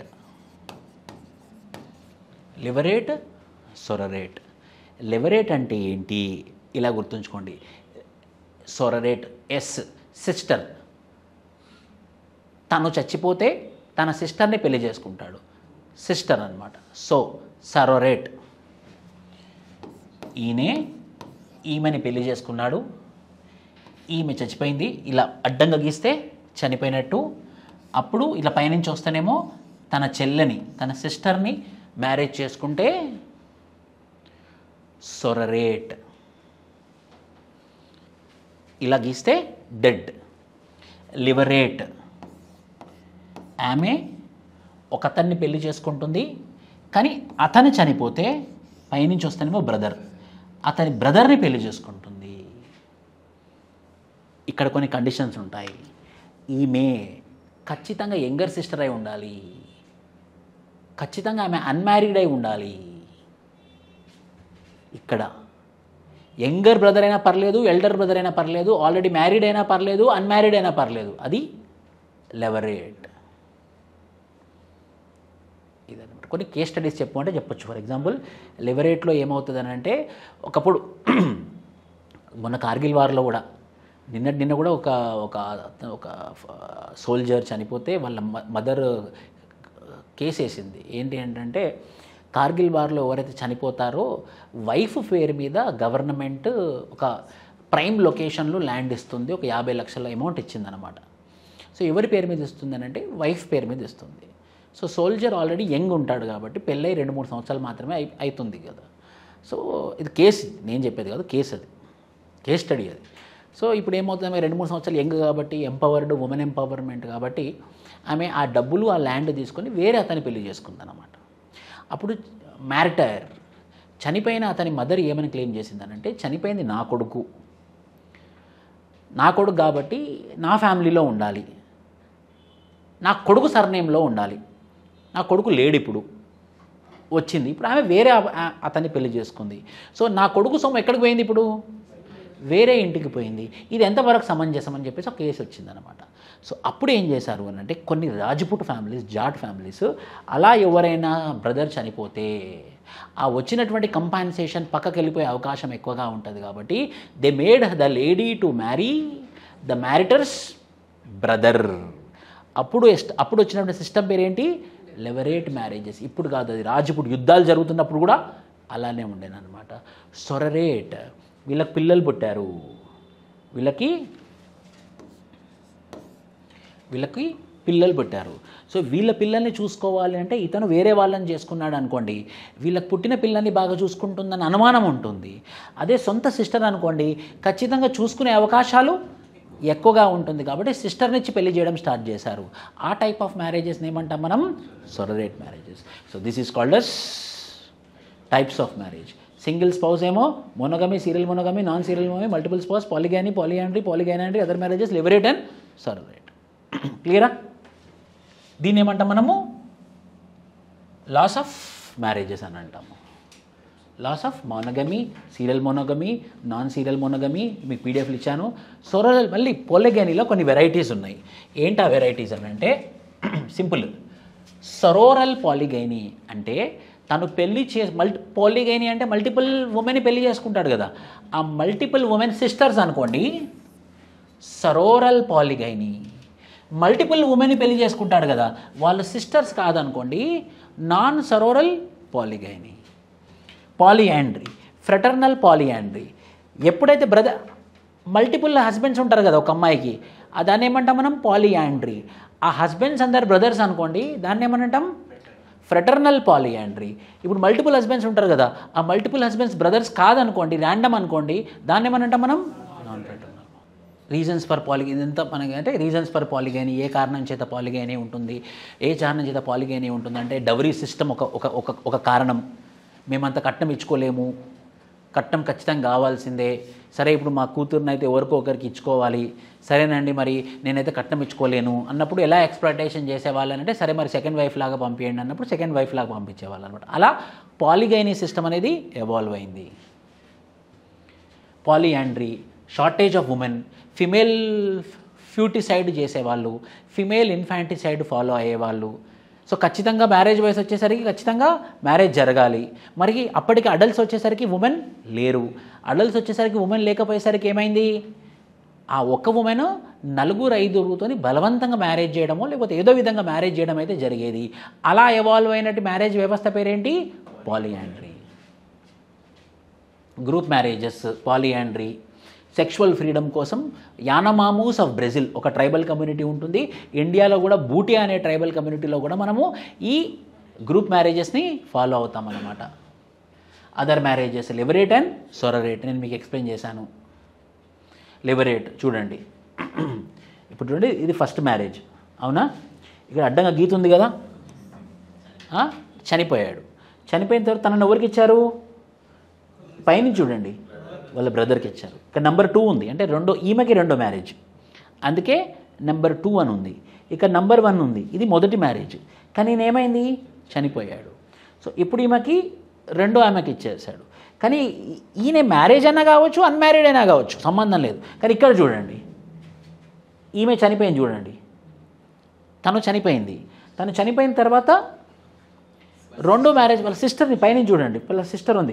కానీ ఇక్కడ చూడండి, ఇక్కడనేమో పెళ్ళి జరిగింది కాబట్టి ఇంకొక ఫ్యామిలీ ఉంది, ఇక్కడ లేదు. So compulsory she should be unmarried. So this is sororate type of marriage, this is levirate type of marriage. కొన్ని మ్యారేజ్ రెగ్యులేషన్స్ ఉన్నాయి. ఫస్ట్ మనం లాస్ ఆఫ్ మ్యారేజ్ డిస్కస్ చేసినాం, తర్వాత టైప్స్ ఆఫ్ మ్యారేజ్ డిస్కస్ చేసినాం. ఇప్పుడు రెగ్యులేషన్స్ ఆఫ్ మ్యారేజ్, ఎలా మనం మ్యారేజ్ని regulate చేస్తాము, ఎలా మనం మ్యారేజ్ని రెగ్యులేట్ చేస్తాము. 3 విధాలుగా మనం మ్యారేజ్ని రెగ్యులేట్ చేస్తాము. ఒకటి preferential marriage, proscribed marriage, prescribed marriage అని 3 రకాల మ్యారేజెస్ ఉంటాయి అన్నమాట. మళ్ళీ చెప్తున్నాను, ఒక దాని పేరేమో ప్రిస్క్రైబ్డ్, ఇంకో దాని పేరేమో ప్రిఫరెన్షియల్, ఇంకో దాని పేరేమో ప్రొస్క్రైబ్డ్. ప్రిస్క్రైబ్డ్ అంటే డాక్టర్ ప్రిస్క్రిప్షన్ లాగా, ప్రిస్క్రైబ్డ్ అంటే కంపల్సరీ. ప్రిస్క్రైబ్డ్ మ్యారేజెస్ ఎండోగమీ ప్రిస్క్రైబ్డా కాదా? కాంప్రమైజ్ అవ్వచ్చా? ఎండోగమీ ప్రిస్క్రైబ్డా లేకపోతే కాంప్రమైజ్ అవ్వచ్చా? ప్రిస్క్రైబ్డ్. కాంప్రమైజ్ కాలేం. ప్రిస్క్రైబ్డ్ అంటే ప్రిస్క్రిప్షన్, అది అలాంటి మ్యారేజ్ జరగాల్సిందే. Endogamy prescribed, exogamy prescribed, hypergamy hypogamy prescribed. ఖచ్చితంగా ఇలానే పెళ్ళి జరగాలి అని చెప్పేటటువంటి మ్యారేజెస్ని ఏమంటాం మనం? ప్రిస్క్రైబ్డ్ మ్యారేజెస్ అని అంటాం. Preferential marriage. ప్రిఫరెన్స్ అంటే ఏంటి? క్రోసిన్ వేసుకో, లేకపోతే పారాసిటమాల్ అని వేసుకో. Preferential marriage. ప్రిఫరెన్స్ ఇవ్వు. లైక్ ఎలాంటి type of marriages? Cross cousin marriages. అలా ఎలా? ఎగ్జాంపుల్ నేనున్నాను. క్రాస్ కజిన్ మ్యారేజెస్ అంటే నా ఎగ్జాంపుల్ తీసుకొని చెప్తాను. నేను మా ఫాదర్ మదర్, ఎందుకంటే వేరే వాళ్ళు ఎవ్వరు తీసుకుని ఒప్పుకోరు ఎగ్జాంపుల్. సో నేను నా ఎగ్జాంపులే తీసుకుంటాను. నేను, మా ఫాదర్ మదర్, మా ఫాదర్ సిస్టర్, మా మదర్ బ్రదర్. తన చిల్డ్రన్ అయినా ఈ పక్క ఆమె చిల్డ్రన్ అయినా నేను మ్యారేజ్ చేసుకోవచ్చు. అంటే ప్రిఫరెన్స్ ఇవ్వచ్చు. Either this side I can go or this side I can go. అలా ప్రిఫరెన్స్ ఇచ్చేటటువంటి మ్యారేజెస్ని ఏమంటాం మనం? ప్రిఫరెన్షియల్ మ్యారేజెస్ అని అంటాము.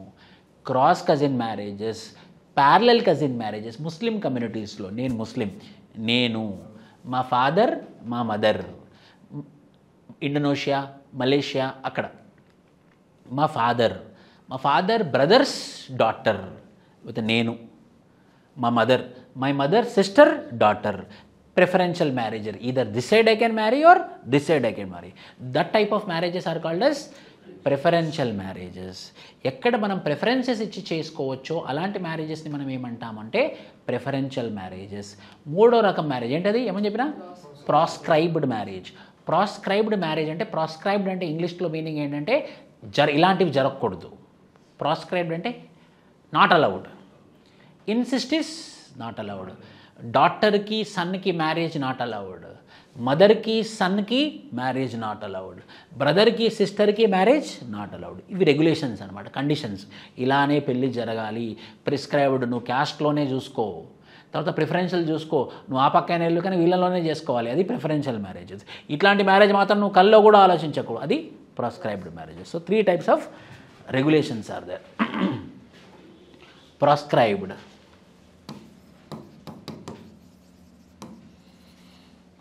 Prescriptive, preferential. Prescribed, preferential, priority, choice. Very good. Choice. మన దగ్గర చాయిస్ ఉంటుంది. అవి 3 రకాల regulations. Prescribed. C, it is a marriage rule which is manifested in the form of incest above, even when love, sex and economy are contributing factors. Oh no. It can be father and daughter, it can be mother and son, it can be brother and sister. Both are 18 years and above. Love, sex, economy, these all are contributing factors. They can marry, but still you are not allowed to marry. Nature allow చేస్తుంది, circumstances allow చేస్తుంది, situations allow చేస్తుంది, అయినా కూడా you are not allowed to get married. అలాంటి type of మ్యారేజెస్ని ఏమంటాం మనం? Prescribed marriages అని అంటాము. ప్రిస్క్రైబ్డ్, ఎక్సోగమీ ప్రిస్క్రైబ్డ్, ఎండోగమీ అవి prescribed type of marriages. Preferential, first preference ఎవరికి ఇస్తాం మనం? Matrilineal parallel cousin marriages. ఇప్పుడు చూడండి, ఈగో, మ్యాట్రిలీనియల్, ప్యారలల్ అంటే సేమ్ జెండర్స్ అన్నమాట. ఈగో అంటే మనిషి, ఆయనని, ఈయన మదర్, వీళ్ళిద్దరు సిస్టర్స్ కాబట్టి ప్యారలల్. కానీ ఎవరి side? Mother side. So matrilineal. వీళ్ళిద్దరు సిస్టర్స్ కాబట్టి parallel. Mothers sisters daughter. So matrilineal parallel cousin. ఇప్పుడు అదే చూడండి, ఈగో ఎవరి సైడు? Father side. సో ఏ మ్యాట్రిలీనియలా ప్యాట్రిలీనియలా? ప్యాట్రీ. ఇద్దరు బ్రదర్స్ ప్యారలల్. సో దాని పేరేంటి? Patrilineal parallel cousin. Father side brothers, వీళ్ళిద్దరు బ్రదర్సే కదా, సో ప్యారలల్. వాళ్ళ కూతుర్ని చేసుకుంటున్నాడు, so patrilineal parallel cousin. Patrilineal cross cousin. ఇప్పుడు ఇది చూడండి, మళ్ళీ ఫాదర్ సైడ్, కాకపోతే బ్రదర్ కూతుర్ని చేసుకుంటున్నాడా, సిస్టర్ కూతుర్ని చేసుకుంటున్నాడా? ఫాదర్ యొక్క సిస్టర్, రెండు డిఫరెంట్ జెండర్స్ కాబట్టి ఏంటది క్రాస్. కొద్ది ఫాదర్ సైడ్ కాబట్టి ఏంటి ప్యాట్రిలినియల్ క్రాస్ కజిన్ మ్యారేజ్. ఈమె కజినే అవుతుంది కదా, కజిన్, ఈమె కజినే అవుతుంది కదా. Matrilineal cross cousin mother side, కానీ సేమ్ జెండర్ పిల్లల డిఫరెంట్ జెండర్ పిల్లల డిఫరెంట్ జెండర్ పిల్లలు. సో ఏంటి దాని పేరు cross. Matrilineal cross cousin marriages. Uncle niece marriages కూడా.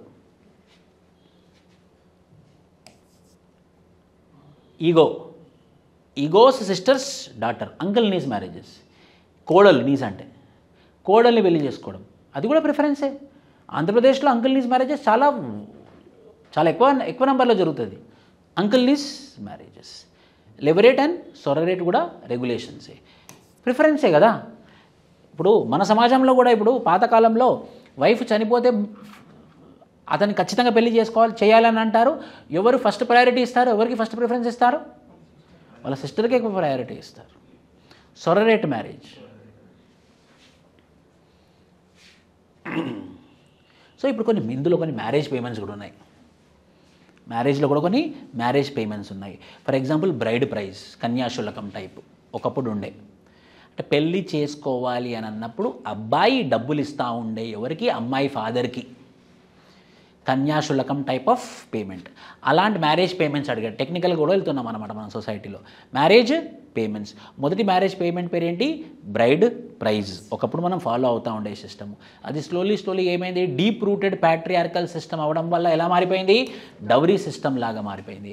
డౌరీ సిస్టంలో ఏమంటాం మనము, గ్రూమ్కి పేమెంట్ చేయాలి, లేకపోతే గ్రూమ్ పేరెంట్స్కి పేమెంట్ చేయాలి. ఎవరు, బ్రైడ్ పేరెంట్స్.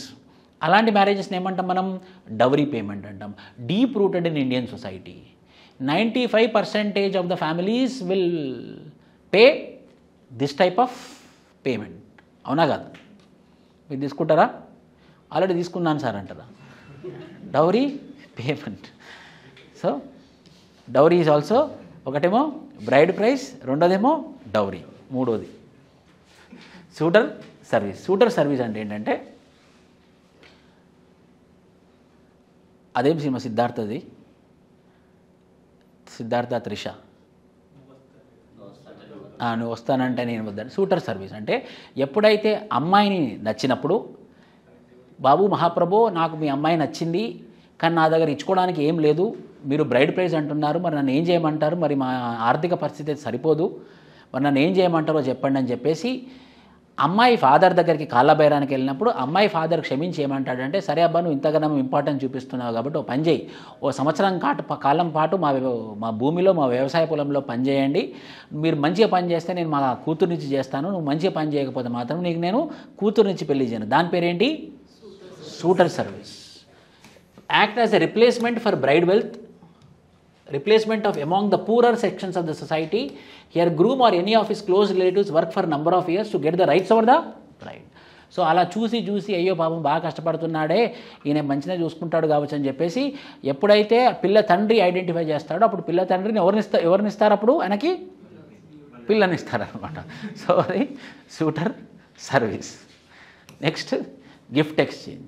ఇంతే సింపుల్. ఇవన్నీ మ్యారేజ్ పేమెంట్స్. మొదటి మ్యారేజ్ పేమెంట్ పేరేంటి, బ్రైడ్ ప్రైస్.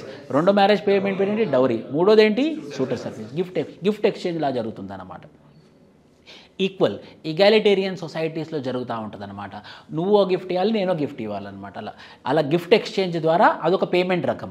దాని పేరు ఏమంటాం మనం, gift exchange. Exchange of female, like కుండ మార్పిడి పెళ్ళి తెలుసు మీకు, gift exchange of female. So ఈ ఇంట్లోకి వెళ్ళి ఒక మహిళ వస్తేనే పెళ్లి జరుగుతుంది అనమాట. నువ్వు ఒకటి ఎక్స్చేంజ్ ఇవ్వాలి, నేను ఒకటి ఎక్స్చేంజ్ చేస్తా. అలాంటి మ్యారేజెస్ని ఏమంటాం మనం, exchange of females. This all are called as what?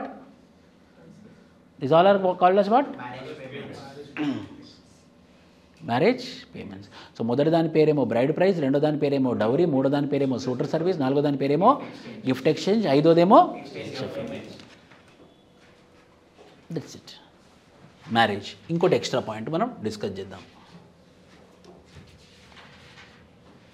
So how marriages are influenced. Tell me how marriages are getting influence. ఏ కారణాల చేత మ్యారేజ్ అనేది మ్యారేజ్ వ్యవస్థ మారుతుంది చెప్పండి.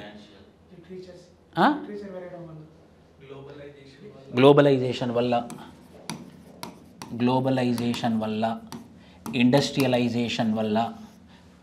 ఎడ్యుకేషన్ మంచిదే, లిటరసీ అంటే ఎడ్యుకేషన్ మంచిదే, ఎడ్యుకేషన్ అయితే మంచిదే, దాన్ని వేరేలాగా అర్థం చేసుకుంటున్నాం మనం. సో ఆ ఎడ్యుకేషన్తో వచ్చినటువంటి గ్లోబలైజేషన్లో ఏమవుతుందని అంటే అంత మెటీరియలిస్టిక్ ఆస్పెక్ట్స్ రావడం వల్ల, అంత కన్జంప్షన్ ఓరియంటేషన్ రావడం వల్ల, అంత కమోడిఫికేషన్ ఓరియంటేషన్ రావడం వల్ల, అంత ఫైనాన్స్కే ఇంపార్టెన్స్ ఇవ్వడం వల్ల ఇంపాక్ట్ అవుతుంది. It's not because of education is good కదా, అలాంటప్పుడు మనం చదువు చెప్పొద్దు మరి. సో ఎడ్యుకేషన్ మనం తప్పలేం. First is globalization, next is industrialization, ఇంకా అర్బనైజేషన్, ఇంకా ఏమేం ఫ్యాక్టర్స్ మ్యారేజ్ని ఇంపాక్ట్ చేస్తున్నాయి చెప్పండి. ఇంకా మోడర్నైజేషన్ కరెక్టే, ఇంకా ఫెమినిజం. కానీ మళ్ళీ ఫెమినిజంలో అన్ని ఫెమినిజం రెండు రకాలు ఉంటాయి. ఒకటేమో రాడికల్ ఫెమినిజం, ఇంకోటేమో లిబరల్ ఫెమినిజం.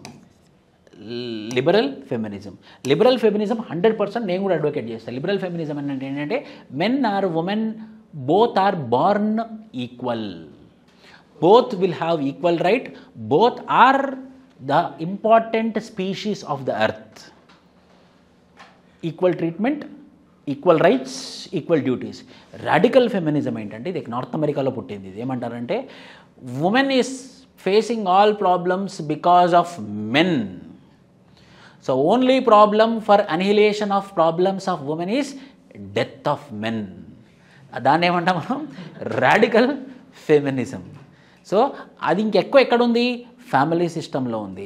సో ముఖ్యంగా ఫ్యామిలీ సిస్టమ్ ఉండకూడదు, ఈ మెన్ హెజమనీ పోవాలి అంటే ఫ్యామిలీ సిస్టమ్ పోవాలి, దానికి కారణమైనటువంటి మెన్ కూడా చాలా మార్పులు రావాలని అంటుంది అనమాట. సో మళ్ళీ జాగ్రత్తగా మనం మెన్షన్ చేయాలి, it is not feminism. Which type of feminism we want? Liberal feminism కావాలి. ఇంకా వెస్టర్నైజేషన్, అర్బనైజేషన్ అండ్ వెస్టర్నైజేషన్. ఇంకా అందుకే దానికి ఇండస్ట్రియలైజేషన్ వల్లనే ఎంప్లాయ్మెంట్ ఆపర్చునిటీస్ వచ్చాయి. నెక్స్ట్ ఇంకేమైనా ఉన్నాయా అంటే ఉమెన్ ఎంపవర్మెంట్ ఎప్పుడు కూడా ప్రశ్నించమని చెప్పలేదు. అంటే ప్రశ్నిస్తే మంచిదే, తప్పు జరిగినప్పుడు ప్రశ్నించాలి. సో ఈ కారణాల చేత మ్యారేజ్ వ్యవస్థ అనేది మారుతుంది అని చెప్పేసి మనం మెన్షన్ చేస్తాము. ఏదేమైనప్పటికీ కూడా మ్యారేజ్ అనేది basic foundation for family, and the family is a basic foundation for society. In order to protect the society, the secretness which is associated to marriage should be continued. The marriage should not be a contract, the marriage should be a sacred phenomenon. అంతేనా? అలా రాయాలి. Loyalty, ఇద్దరు loyalty ఉండాలి. Family. So we understood marriage. Child marriage రాయొద్దు, అది social issue. అది అంటే ఈ మ్యారేజ్ వ్యవస్థ ఎలాంటి ఇంపాక్ట్ పడుతుంది అన్నది మనం రాయాల్సి ఉంటుంది అనమాట. ఇంపాక్ట్ దేనివల్ల మన మ్యారేజ్ వ్యవస్థ, మన వివాహ వ్యవస్థ దెబ్బతింటుందన్నది రాయాలి. Next family. ఒక డెఫినేషన్ గుర్తుంచుకుందాం. విలియం ఎన్ ఈయనేమంటాడంటే family general is a group based on marriage or marriage contract. ఎప్పుడైనా ఫ్యామిలీ మ్యారేజ్తోనే స్టార్ట్ అవుతుంది. Including the recognition of rights and duties of parenthood, common residence for husband, wife and children with reciprocal economic obligation between husband and wife. Simple. ఇందులో పెద్ద గుర్తుంచుకునేది ఏం లేదు. ఒకటి మ్యారేజ్తో start అవుతుంది. First characteristic. First ఏంటి? మ్యారేజ్తో establish అవుతుంది. రెండోది ఏంటి? Recognition of rights and duties of parenthood. అంతేనా? ఇద్దరికి సమానమైనటువంటి బాధ్యత ఉంటుంది. హస్బెండ్కి ఉంటుంది, వైఫ్కి ఉంటుంది. Recognition and rights of duties of parenthood. మూడోది రెసిడెన్స్, ఒకటే ఇంట్లో ఉంటారు. నాలుగోది reciprocal economic obligations, give and take. ఈ 4 క్యారెక్టర్స్కి ఇంపార్టెన్స్ ఇచ్చాడు అనమాట. మొదటి దేనికి? మ్యారేజ్తోని ఫామ్ అవుతుంది.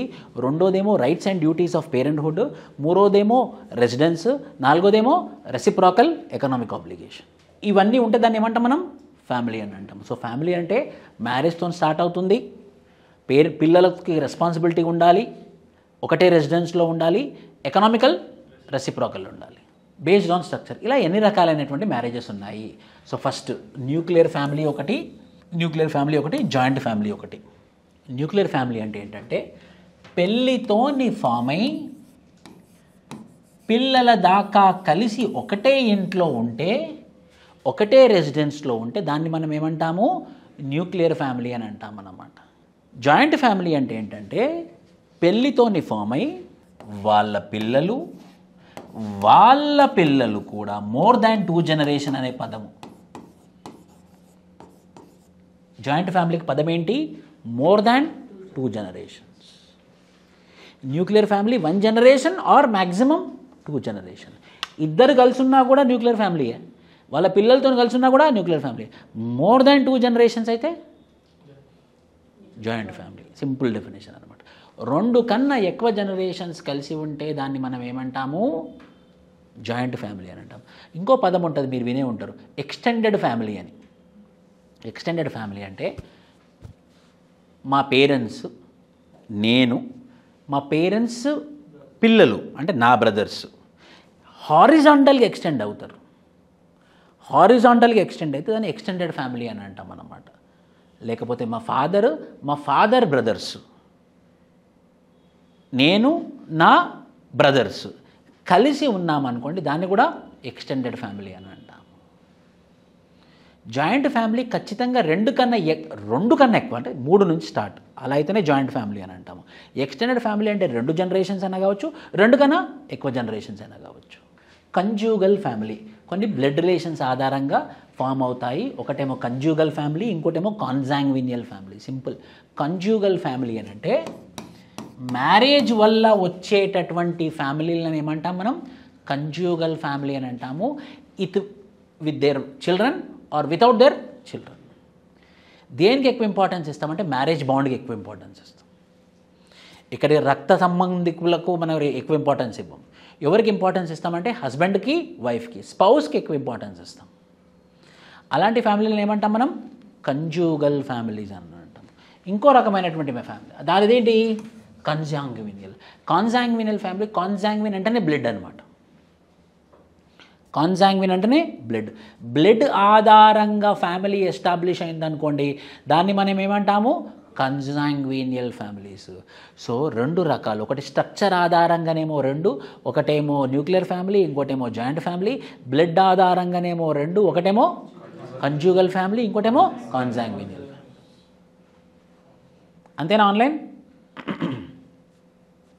మ్యారేజ్ ఆధారంగా ఒక్కొక్క హెడ్డింగ్, ఇక్కడ ఒక్కొక్క హెడ్డింగ్ కదా. మొదటి హెడ్డింగ్ ఏంటి? స్ట్రక్చర్ అంటే జనరేషన్. ఏ స్ట్రక్చర్ సార్? జనరేషన్స్. 1 కానీ 2 జనరేషన్స్ ఉంటే న్యూక్లియర్, మోర్ దాన్ 2 ఉంటే జాయింట్ ఫ్యామిలీ. బ్లడ్ ఆధారంగా ఫ్యామిలీ ఫామ్ అయితే కన్సాంగ్వినియల్, మ్యారేజ్ ఆధారంగా ఫామ్ అవుతే కంజ్యూగల్. బేస్డ్ ఆన్ మ్యారేజ్ 4 రకాలు. ఎక్స్క్లూజివ్ పెళ్లి వల్ల monogamous family, polygynous family, polyandrous family, group family. Simple. ఇలా మోనోగమస్ ఫ్యామిలీ, వీళ్ళందరూ ఒకటే ఇంట్లో ఉంటున్నారు అనుకోండి, పాలిగైనస్ ఫ్యామిలీ.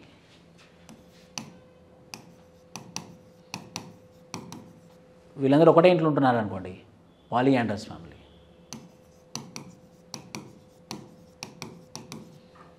వీళ్ళందరూ ఒకటే ఇంట్లో ఉంటున్నారు అనుకోండి, ఇది group family. Group marriage family అనొచ్చు. పాలిగైనాండ్రస్,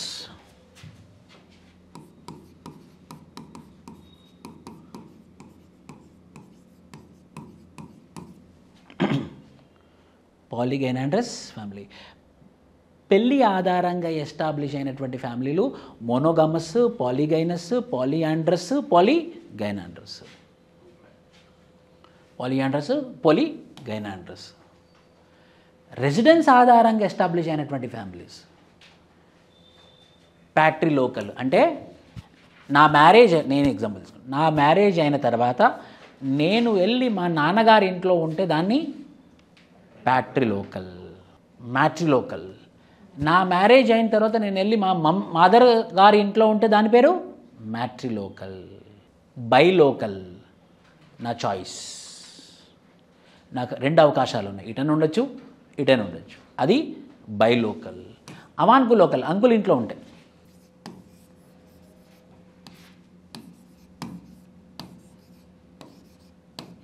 ఈయనకి స్ట్రాంగ్ రిలేషన్ ఉంటుంది అన్నమాట. కొన్ని ఫ్యామిలీస్లలో, కొన్ని సొసైటీస్లలో ఫాదర్ కన్నా ఎక్కువ ఇంపార్టెన్స్ బ్రదర్కి ఎక్కువ ఇంపార్టెన్స్ ఇస్తాడు. Polynesia tribal community in పొలినేషియన్ island. ఈయన ఏమవుతాడు? ఈయన ఎఫ్ఏ ఫాదర్ అవుతాడు. ఫాదర్ కన్నా ఎక్కువ ఇంపార్టెన్స్ ఎవరికి ఇస్తున్నాడు? మదర్స్ బ్రదర్కి ఎక్కువ ఇంపార్టెన్స్ ఇస్తాడు. ఎంత ఇంపార్టెన్స్ ఇస్తాడంటే ఈయన పెళ్ళైన తర్వాత కూడా వెళ్ళి మదర్స్ బ్రదర్ ఇంట్లో ఉంటాడనమాట. ఈయన కూడా సొంత కొడుక్కి కూడా ఇంపార్టెన్స్ ఇవ్వడు. ఎవరికి ఇంపార్టెన్స్ ఇస్తాడు? సిస్టర్ సన్కి ఇంపార్టెన్స్ ఇస్తాడు. అందుకే ఈయనని పట్టించుకోడు. ఎందుకు? ఈయన వాళ్ళ సిస్టర్ సన్నని పట్టించుకుంటాడు కాబట్టి, అది వాళ్ళ కల్చర్. అలాంటి ఫ్యామిలీలను ఏమంటాం? అవాన్కు లోకల్, మేనమామ avunculocal. Neolocal software engineers పెళ్ళైపోయిన తర్వాత ఖచ్చితంగా మన ఇద్దరం వెళ్ళిపోయి ఎక్కడ కొత్తగా ఇల్లు ఎక్కడ కట్టుకోవాలి? హైటెక్ సిటీలో కట్టుకోవాలి. అది neolocal. Neolocal, avunculocal, bilocal choice, matri with mother, patri with father based on residence. Patri same, matri same. ఏంది bilocal? Choice. Avunculocal, husband's mother's brother. Based on succession. రెండు, matrilineal and patrilineal. Succession is through female line based on the power inheritance. Khasi ఖచ్చితంగా family line ఎటుపోతుంది? Doctor సైడే పోతుంది. కాశీలో అదే issue current affair కూడా రాయొచ్చు మీరు. ఏంటి అని అంటే Khasi tribal community, Garo tribal community, ఇవి రెండు matrilineal societies. Property will be inherited in female line. Female అందరు కలిసే ఉంటారనమాట. అలా ఎస్టాబ్లిష్ అయినట్టు ఫ్యామిలీ ఏమంటాం? Matrilineal family. ప్యాట్రిలీన్ మన society, patrilineal family. Inheritance of property will be in father line. Extended family, combination of nuclear and consanguineous based on conjugal as well as blood relation, parents, married children and their children, combination of 2 or more nuclear families. అది హారిజాంటల్గా అయినా కావచ్చు, vertical అయినా కావచ్చు. దాన్ని మనం extended families అని అంటాము. మరి ఏంటి సార్ డిఫరెన్స్? మరి ఎక్స్టెండెడ్ ఫ్యామిలీకి జాయింట్ ఫ్యామిలీకి రెండు సేమ్ ఉన్నది కదా అని డౌట్ వచ్చిందా? దాదాపు సేమే ఉంది కదనంటే ఒకటే ఒక డిఫరెన్స్. ఎక్స్టెండెడ్ ఫ్యామిలీలో వంట వేరు. అన్నిటికన్నా చాలా చాలా ఇంపార్టెంట్ ఏంటి? వంట. పొయ్యి ఎక్కడుందో ఇంపార్టెంట్. ఎక్స్టెండెడ్ ఫ్యామిలీలో ప్రతి ఒక్కరికి సపరేట్ పొయ్యి ఉంటుంది. ఒకటే రూమ్ ఉన్నా 2 పొయ్యిలు ఉంటాయి. అది extended family.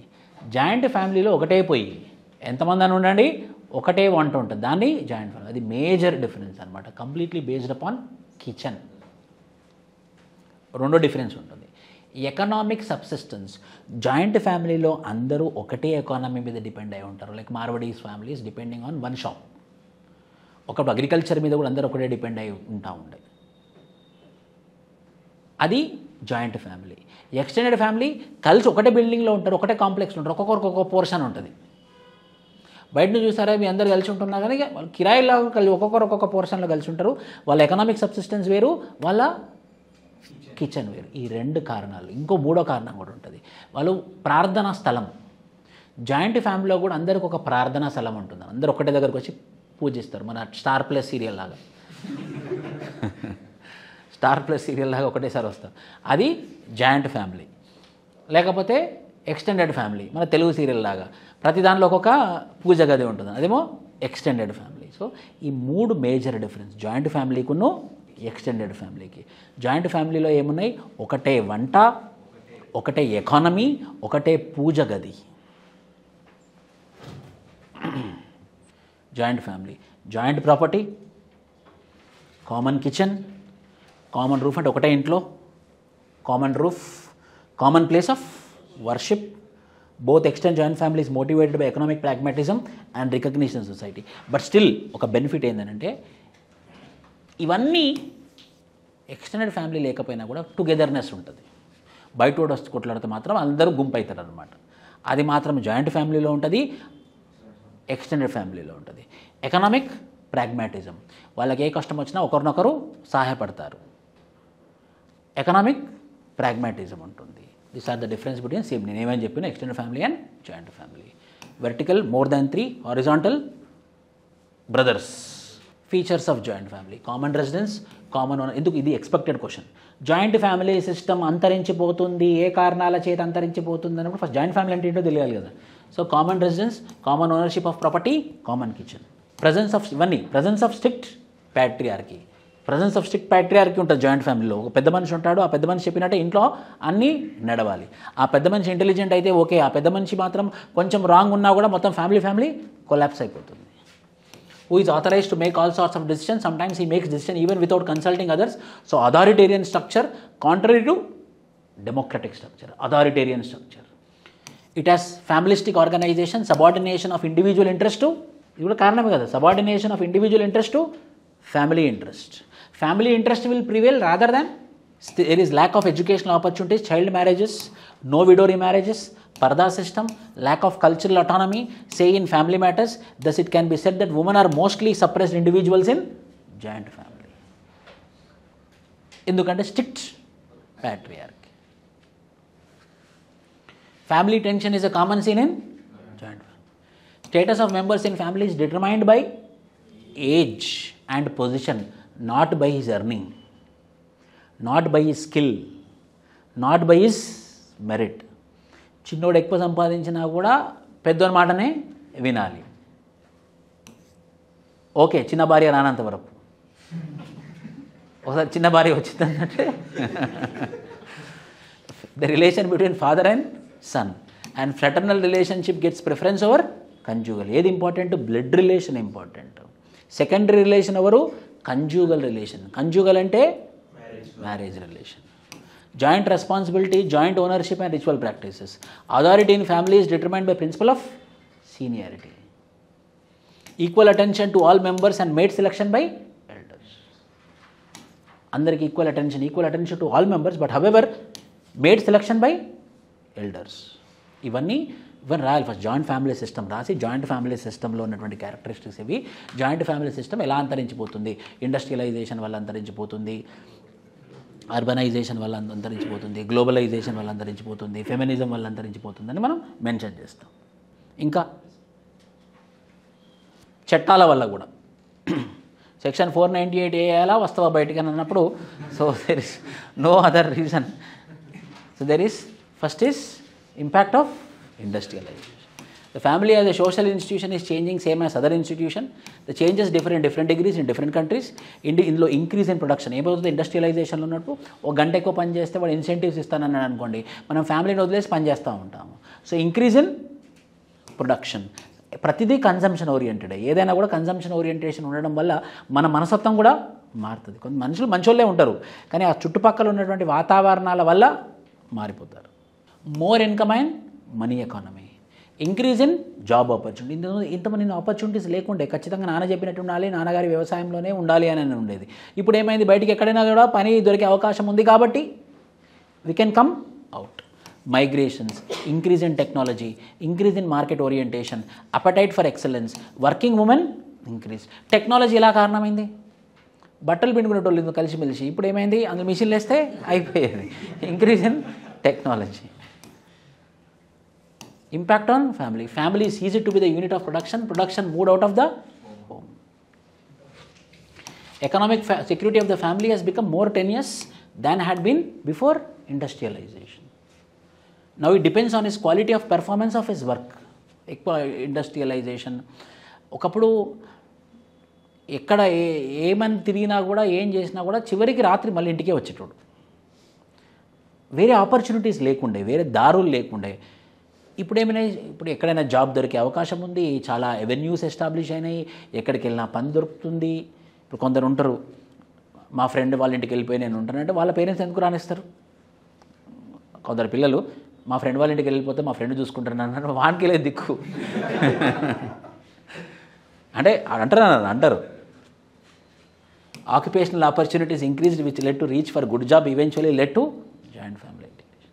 Breaking the close interaction between the members of family. Urban form of life increased. Anonymity. ఇంతమంది ఏమవుతుంటే ఎక్కడో ఊరవతల వాడు సిగరెట్ తాగుతూ ఉంటే ఎవరో సైకిల్ మీద దొక్కుంటూ చూశాడు అనుకోండి, ఊరు మొత్తం చెప్తా ఉండే. ఇప్పుడు ఇంటి పక్కన సిగరెట్ తాగినా కూడా ఆయన ఎవరైనా నోటీస్ చేస్తే నాకేం పోతుందిలే అని చెప్పేసేసరికి ఏమైంది తెలిసేది కాదు విషయం. అంటే అనానిమిటీ, ఇది ఇలాంటి లైఫ్ ఫామ్ ఏంటి, అర్బన్ లైఫ్ ఫామ్. దాన్ని ఏమంటాము, అనానిమిటీ. అనానిమిటీ ఎక్కడ ఎక్కువ ఉంది, అర్బన్ ఏరియాస్లో ఉంది. సో అనానిమిటీ ఉంది కాబట్టి ఎలాంటి పని చేసినా కూడా ఇంట్లో తెలియట్లేదు కాబట్టి he became more radical. When he became more radical he changed completely. Babysitters are employed to tiny tots. Enculturation అనే యాక్టివిటీ చాలా ఇంపార్టెంట్ యాక్టివిటీ ఉండే ఫ్యామిలీకి, జాయింట్ ఫ్యామిలీకి. ఇది ఇప్పుడు ఎవరు చేస్తున్నారు, contract out. Work sharing between male and female became a condition but not as a responsibility. It became a condition. Like for example, I will wash clothes, you wash vessels. If not, let it be there, let it be there. 4 days అలానే ఉండిపోతుంది.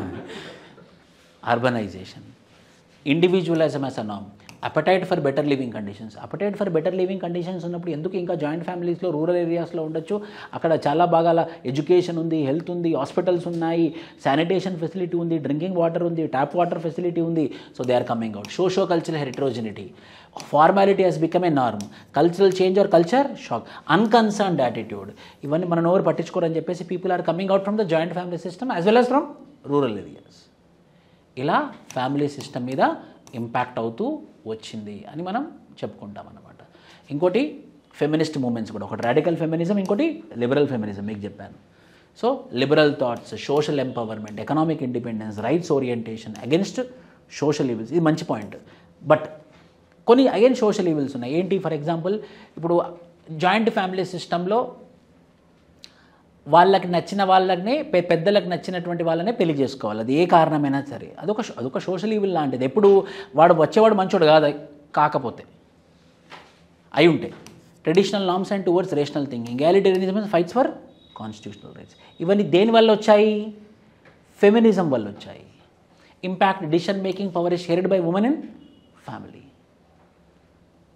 Representation of women in political institution, dominance of male elders in patrilineal family started reducing. ఎప్పుడైతే patriarchal system reduce అవ్వకుండా వచ్చిందో joint family system అయితే reduce అవ్వకుండా వచ్చింది. Nuclear families evolved as forceful act. Dowry systems were address, good thing, మంచి పనులు కూడా జరిగాయి కొన్ని ఫెమినిజం వల్ల. Within family the conflicts increased between husband and wife. No proper care, most affected ఎవరు, children. Women became safe from domestic violence. Women got more opportunities in education. Importance of female in family increased. But however, the family system got impact. The impact on family is multidimensional. Industrialization, urbanization and feminist movements gave more good than bad. ఎప్పుడు దీన్ని మనం తిట్టొద్దు, negative మాట్లాడొద్దు అన్నాడు. Gave more good than bad, which almost led to holistic empowerment of half of the population. In a family, if both male and female give equal importance, then the family emerges as an inclusive as well as sustainable unit of society. ఏదేమైనప్పటికీ కూడా male and female ఒకరికొకరికి importance ఇచ్చుకుంటే మాత్రం ఆ కుటుంబ వ్యవస్థ ఒక inclusive వ్యవస్థలాగా, ఒక sustainable వ్యవస్థలాగా మాత్రం ముందుకెళ్తుంది. ఈ last part important. What are the factors responsible for deterioration of joint family system? How industrialisation, urbanisation and globalisation and feminist movements had impacted family system. ఎందుకు, ఇది కాంటెంపరీ కదా, అదే అదే అదే అవసరం మనకి. ఎన్ని రకాల ఫ్యామిలీ, ఇవన్నిటికన్నా ప్రస్తుతం ఉన్నటువంటి సమాజం ఏంటి, ఈ కుటుంబ వ్యవస్థ, వివాహ వ్యవస్థ ఎలా, అడల్టరీ కూడా రాయొచ్చు. సెక్షన్ 497ని సుప్రీంకోర్ట్ ఆఫ్ ఇండియా డీక్రిమినలైజ్ చేసింది. సో ఇండైరెక్ట్గా ఏం చేసిందనంటే తప్పు అనలేదు, తప్పు అని చెప్పలేదు, తప్పు కాదు, అది వాళ్ళ చాయిస్. బట్ నీకు నచ్చలేదు అనుకోండి, పోయి డైవర్స్ తెచ్చుకోండి. కానీ దానివల్ల మాత్రం వివాహ వ్యవస్థ మీద కాస్తో కూస్తో ఇంపాక్ట్ అయితే ఉంటుంది. నిన్న మొన్న ఒక కొత్త ఫ్యామిలీ వచ్చింది ఒకటి, దువ్వూరి శ్రీనివాసు, వాళ్ళు డైరెక్ట్ చెప్పుకున్నారు, మేము అడల్టరీలో ఉన్నది గొప్పలాగా చెప్పుకుంటున్నారు, అది విత్ అచీవ్మెంట్ లాగా చెప్పుకుంటున్నారు వాళ్ళు. Impact of industrialisation, globalisation, urbanisation, feminism on family system, eventually joint family system. Kinship వ్యవస్థ. కీన్షిప్ అంటే ఏంటంటే ఇది ఒక organised group of status and roles. ప్రతి ఒక్కరికి కిన్షిప్లో ప్రతి ఒక్కరికి ఒక స్టేటస్ ఉంటుంది. మామయ్య, అత్తమ్మ, పిన్ని, బాబాయ్, ప్రతి ఒక్కరికి ఒక స్టేటస్ ఉంటుంది. ఆ స్టేటస్ తగ్గట్టు రోల్ ఉంటుంది, పాత్ర. మామయ్యకి ఈ పాత్ర, అత్తమ్మకి ఈ పాత్ర, బాబాయ్కి ఈ పాత్ర, పిన్నికి ఈ పాత్ర. So everyone will have a status, everyone will have a role. That organised system is called as other than nuclear family are called as kinships. Nuclear family కాకుండా చుట్టుపక్కల ఉన్న వాళ్ళందరూ కూడా either by marriage or by blood. So kinship system ఎలా form అవుతుంది?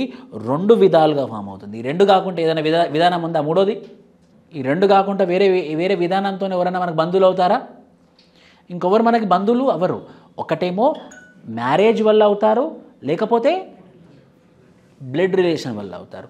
అలా nuclear family కాకుండా ఎవరైతే మనకు బంధువులు అయ్యారో వాళ్ళందరినీ మనం ఏమంటాము అని అంటే kinship system. An organised system where there is role and status is called as kinship system. Kinship as expression of social relation in a biological idiom and marital idiom. Biological idiom antanemo blood relation, marital idiom antanemo people are bound together in groups by various kinds of bonds. The most universal and basic bonds is kinship. Annitikana most important bond blood relation. అసలు అట్లా ఏమనలే మనం. Blood relation ఎంత ఇంపార్టెంటో marriage కూడా అంతే important. ఇంకా levy straws అనే మనిషి అయితే ఏమంటాడంటే అసలుకి బ్లడ్ రిలేషన్ వచ్చిందే మ్యారేజ్ వల్ల. అన్నిటికన్నా ప్రైమరీ బాండ్ మ్యారేజ్, తర్వాత బ్లడ్ రిలేషన్. సో ఇవి రెండు సమానమైన. సో మూడోది గొప్పదైనటువంటిది ఏంటంటే కిన్షిప్ బాండ్. ఒకటేమో కాన్సాంగ్వినిటీ, ఇంకోటేమో అఫినిటీ. కాన్సాంగ్వినిటీ అంటేనేమో బ్లడ్, అఫినిటీ అంటేనేమో మరైటల్. ఇలా కిన్షిప్ బాండ్ అనేది ఎలా ఏర్పడుతుంది అని అంటే either by marriage or by adaptation కాదండి. అంటే adaptation exception. In complex society ఏదో ఒక రోజు ఎన్ని సినిమాలు చూడలేదు మనం, ఏదో ఒక రోజు తెలిసిపోతుంది. In complex societies like western societies kinship play a little or no role, whereas in simple societies the paramount importance is given to kinship. కానీ భారత సమాజంలో మాత్రం కిన్షిప్కి అయితే ప్రథమ స్థానం ఉంటుంది. కొన్ని వెస్టర్న్ సొసైటీస్లో కిన్షిప్కి అంత స్థానం ఉండనప్పటికీ భారత సమాజంలో మాత్రం పెద్ద మొత్తంలో ఒక స్థానం అయితే ఉంటుంది. ఆ కిన్షిప్ వ్యవస్థ మనకు చెప్తుంది whom to obey, whom not to obey, who are our relatives, who are not our relatives, ఎవరిని పెళ్లి చేసుకోవాలి, ఎవరిని పెళ్లి చేసుకోవద్దు, who one should marry, who one should not marry చెప్తుందా చెప్పదా? ఆ బాండ్ ప్రకారంగా ప్యారలల్ కజిన్ని చేసుకోవచ్చా? హిందూ ఇండియన్ సోషల్ సిస్టంలో ప్యారలల్ కజిన్ని చేసుకోవచ్చా? చేసుకోలేము. మలేషియన్ సొసైటీలో ప్యారలల్ కజిన్ని చేసుకోవచ్చా? చేసుకోవచ్చు. అంటే అక్కడ ఉన్నటువంటి కల్చర్ చెప్తుందన్నమాట. ఆ కల్చర్లో ఉన్నటువంటి కిన్షిప్ ద్వారా ఎవరిని రెస్పెక్ట్ చేయాలి, ఎవరిని రెస్పెక్ట్ చేయకూడదు, ఎవరిని రిలేటివ్స్ కాదు, ఎవరిని పెళ్లి చేసుకోవచ్చు, ఎవరిని పెళ్లి చేసుకోకూడదు అని క్లియర్ కట్గా చెప్పేటటువంటి ఇన్ఫర్మేషన్ ఎవరి దగ్గర ఉంది? కిన్షిప్ వ్యవస్థ దగ్గర ఉంది. ఎవరితోని ఫ్రీగా ఉండాలి, ఎవరితోని ఫ్రీగా ఉండకూడదు, ఎవరు వచ్చినప్పుడు నిలబడాలి, ఎవరు వచ్చినప్పుడు నిలబడకూడదు, ఎవరు చెప్తుంది? కిన్షిప్ సిస్టమ్ చెప్తుంది. బంధుత్వం అనేది చాలా గొప్పదైనటువంటి రిలేషన్షిప్. మన వాళ్ళు మనమే పాటు చేసుకున్నాం కానీ, లేకపోతే బంధుత్వం చాలా పెద్ద ధైర్యం. అది చాలా పెద్ద ధైర్యం. అది జెన్యూన్గా ఉంటే మాత్రము బంధుత్వం ఇచ్చినంత ధైర్యం ఎవరు ఇవ్వరు. ఆ పర్పస్ లేకపోవడం, లేకపోతే ముఖ్యంగా జెలసీ. బంధుత్వంలో అన్నిటికన్నా బ్యాడ్ బిహేవియర్ ఆర్ బంధుత్వాన్ని ఖరాబు చేసేది ఏంటంటే జెలసీ. ఒకడు ఎదుగుతూ ఉంటే ఆ కండ్ల మంటతనంతోనే ఈ బంధుత్వం అనేది నష్టపరుచుకుంటాం అన్నమాట. సో ముఖ్యమైనటువంటి విలన్ ఎవరు కిన్షిప్కి అని అంటే జెలసీ. నువ్వు ఎదుగుతలేవు అనుకోండి, మామూలుగా ఉంటారు చూడండి, మీరు నోటీస్ చేయండి. ఆటో నడుపుకుంటూ అడ్డు తిరిగిన అనుకోండి, ఎవరేమన్నారు, ఎవరు మీ జోలికి రారు. పొజిషన్ మారుతుంది అనుకోండి, విలన్లు పెరుగుతూ ఉంటారు, ఇంట్లోనే విలన్లు ఉంటారు, ఇవన్నీ చాలా ఉంటాయి. ఇంకొకసారి వాళ్ళు హెల్ప్ అడిగినప్పుడు నువ్వు చేయలేదనుకో, finish. Kinship is a system of social relationship, a web of social relations through which an individual is associated with other individuals in a society. So అలా ఒక బ్లడ్ వల్ల, ఒక మ్యారేజ్ వల్ల ఏర్పడేటటువంటి బంధుత్వం పేరే కిన్షిప్ సిస్టమ్స్. ఇవి కూడా డయాగ్రమెటిక్గా రిప్రజెంట్ చేస్తాం. ఇది ఒక న్యూక్లియర్ ఫ్యామిలీ. ఇలా కొన్ని ఎగ్జాంపుల్స్ ఉంటాయి. ఫిమేల్ని సర్కిల్తోని, మేల్ని ట్రయాంగిల్తోని, చనిపోయిన వాళ్ళని ఫిమేల్ని ఇలా, చనిపోయిన మేల్ని ఇలా, ఒక పర్సన్ని మనం ఐడెంటిఫై చేస్తే ఇలా, ఈ రిప్రజెంటేషన్స్ మనం వాడతాము ఎందులో, కిన్షిప్ సిస్టమ్స్లో. అది మనకేం చెప్తుంది, ఎవరిని పెళ్లి చేసుకోవచ్చు, who they marry, where to live, how to raise children, which land to cultivate, which property to inherit, who to turn for, provides a sense of belonging and identity, how to behave with respect to others. So ఇవి కిన్షిప్కి సంబంధించినటువంటి విషయం. ఏమైనా doubts ఉన్నాయా ఇప్పటివరకు? Direct question ఉంటుంది, ఇందులో నుంచి అడుగుతారు. మ్యారేజ్ ఫ్యామిలీ కిన్షిప్ ఎలా మారుతుంది అన్నప్పుడు సేమ్ సమాధానమే ఉంటుంది దాదాపు. ఒకటే యూనిట్లో ఉంది కాబట్టి మ్యారేజ్ అడిగితే ఫ్యామిలీ అడుగుడు, ఫ్యామిలీ అడిగితే కిన్షిప్ అడుగుడు. వేరే వేరే యూనిట్లు ఉంటే వేరే ప్రాబ్లం ఉండే, కానీ ఒకటే ఉంది కాబట్టి మీరు సేమ్ ఫ్యాక్టర్స్ రాయొచ్చు.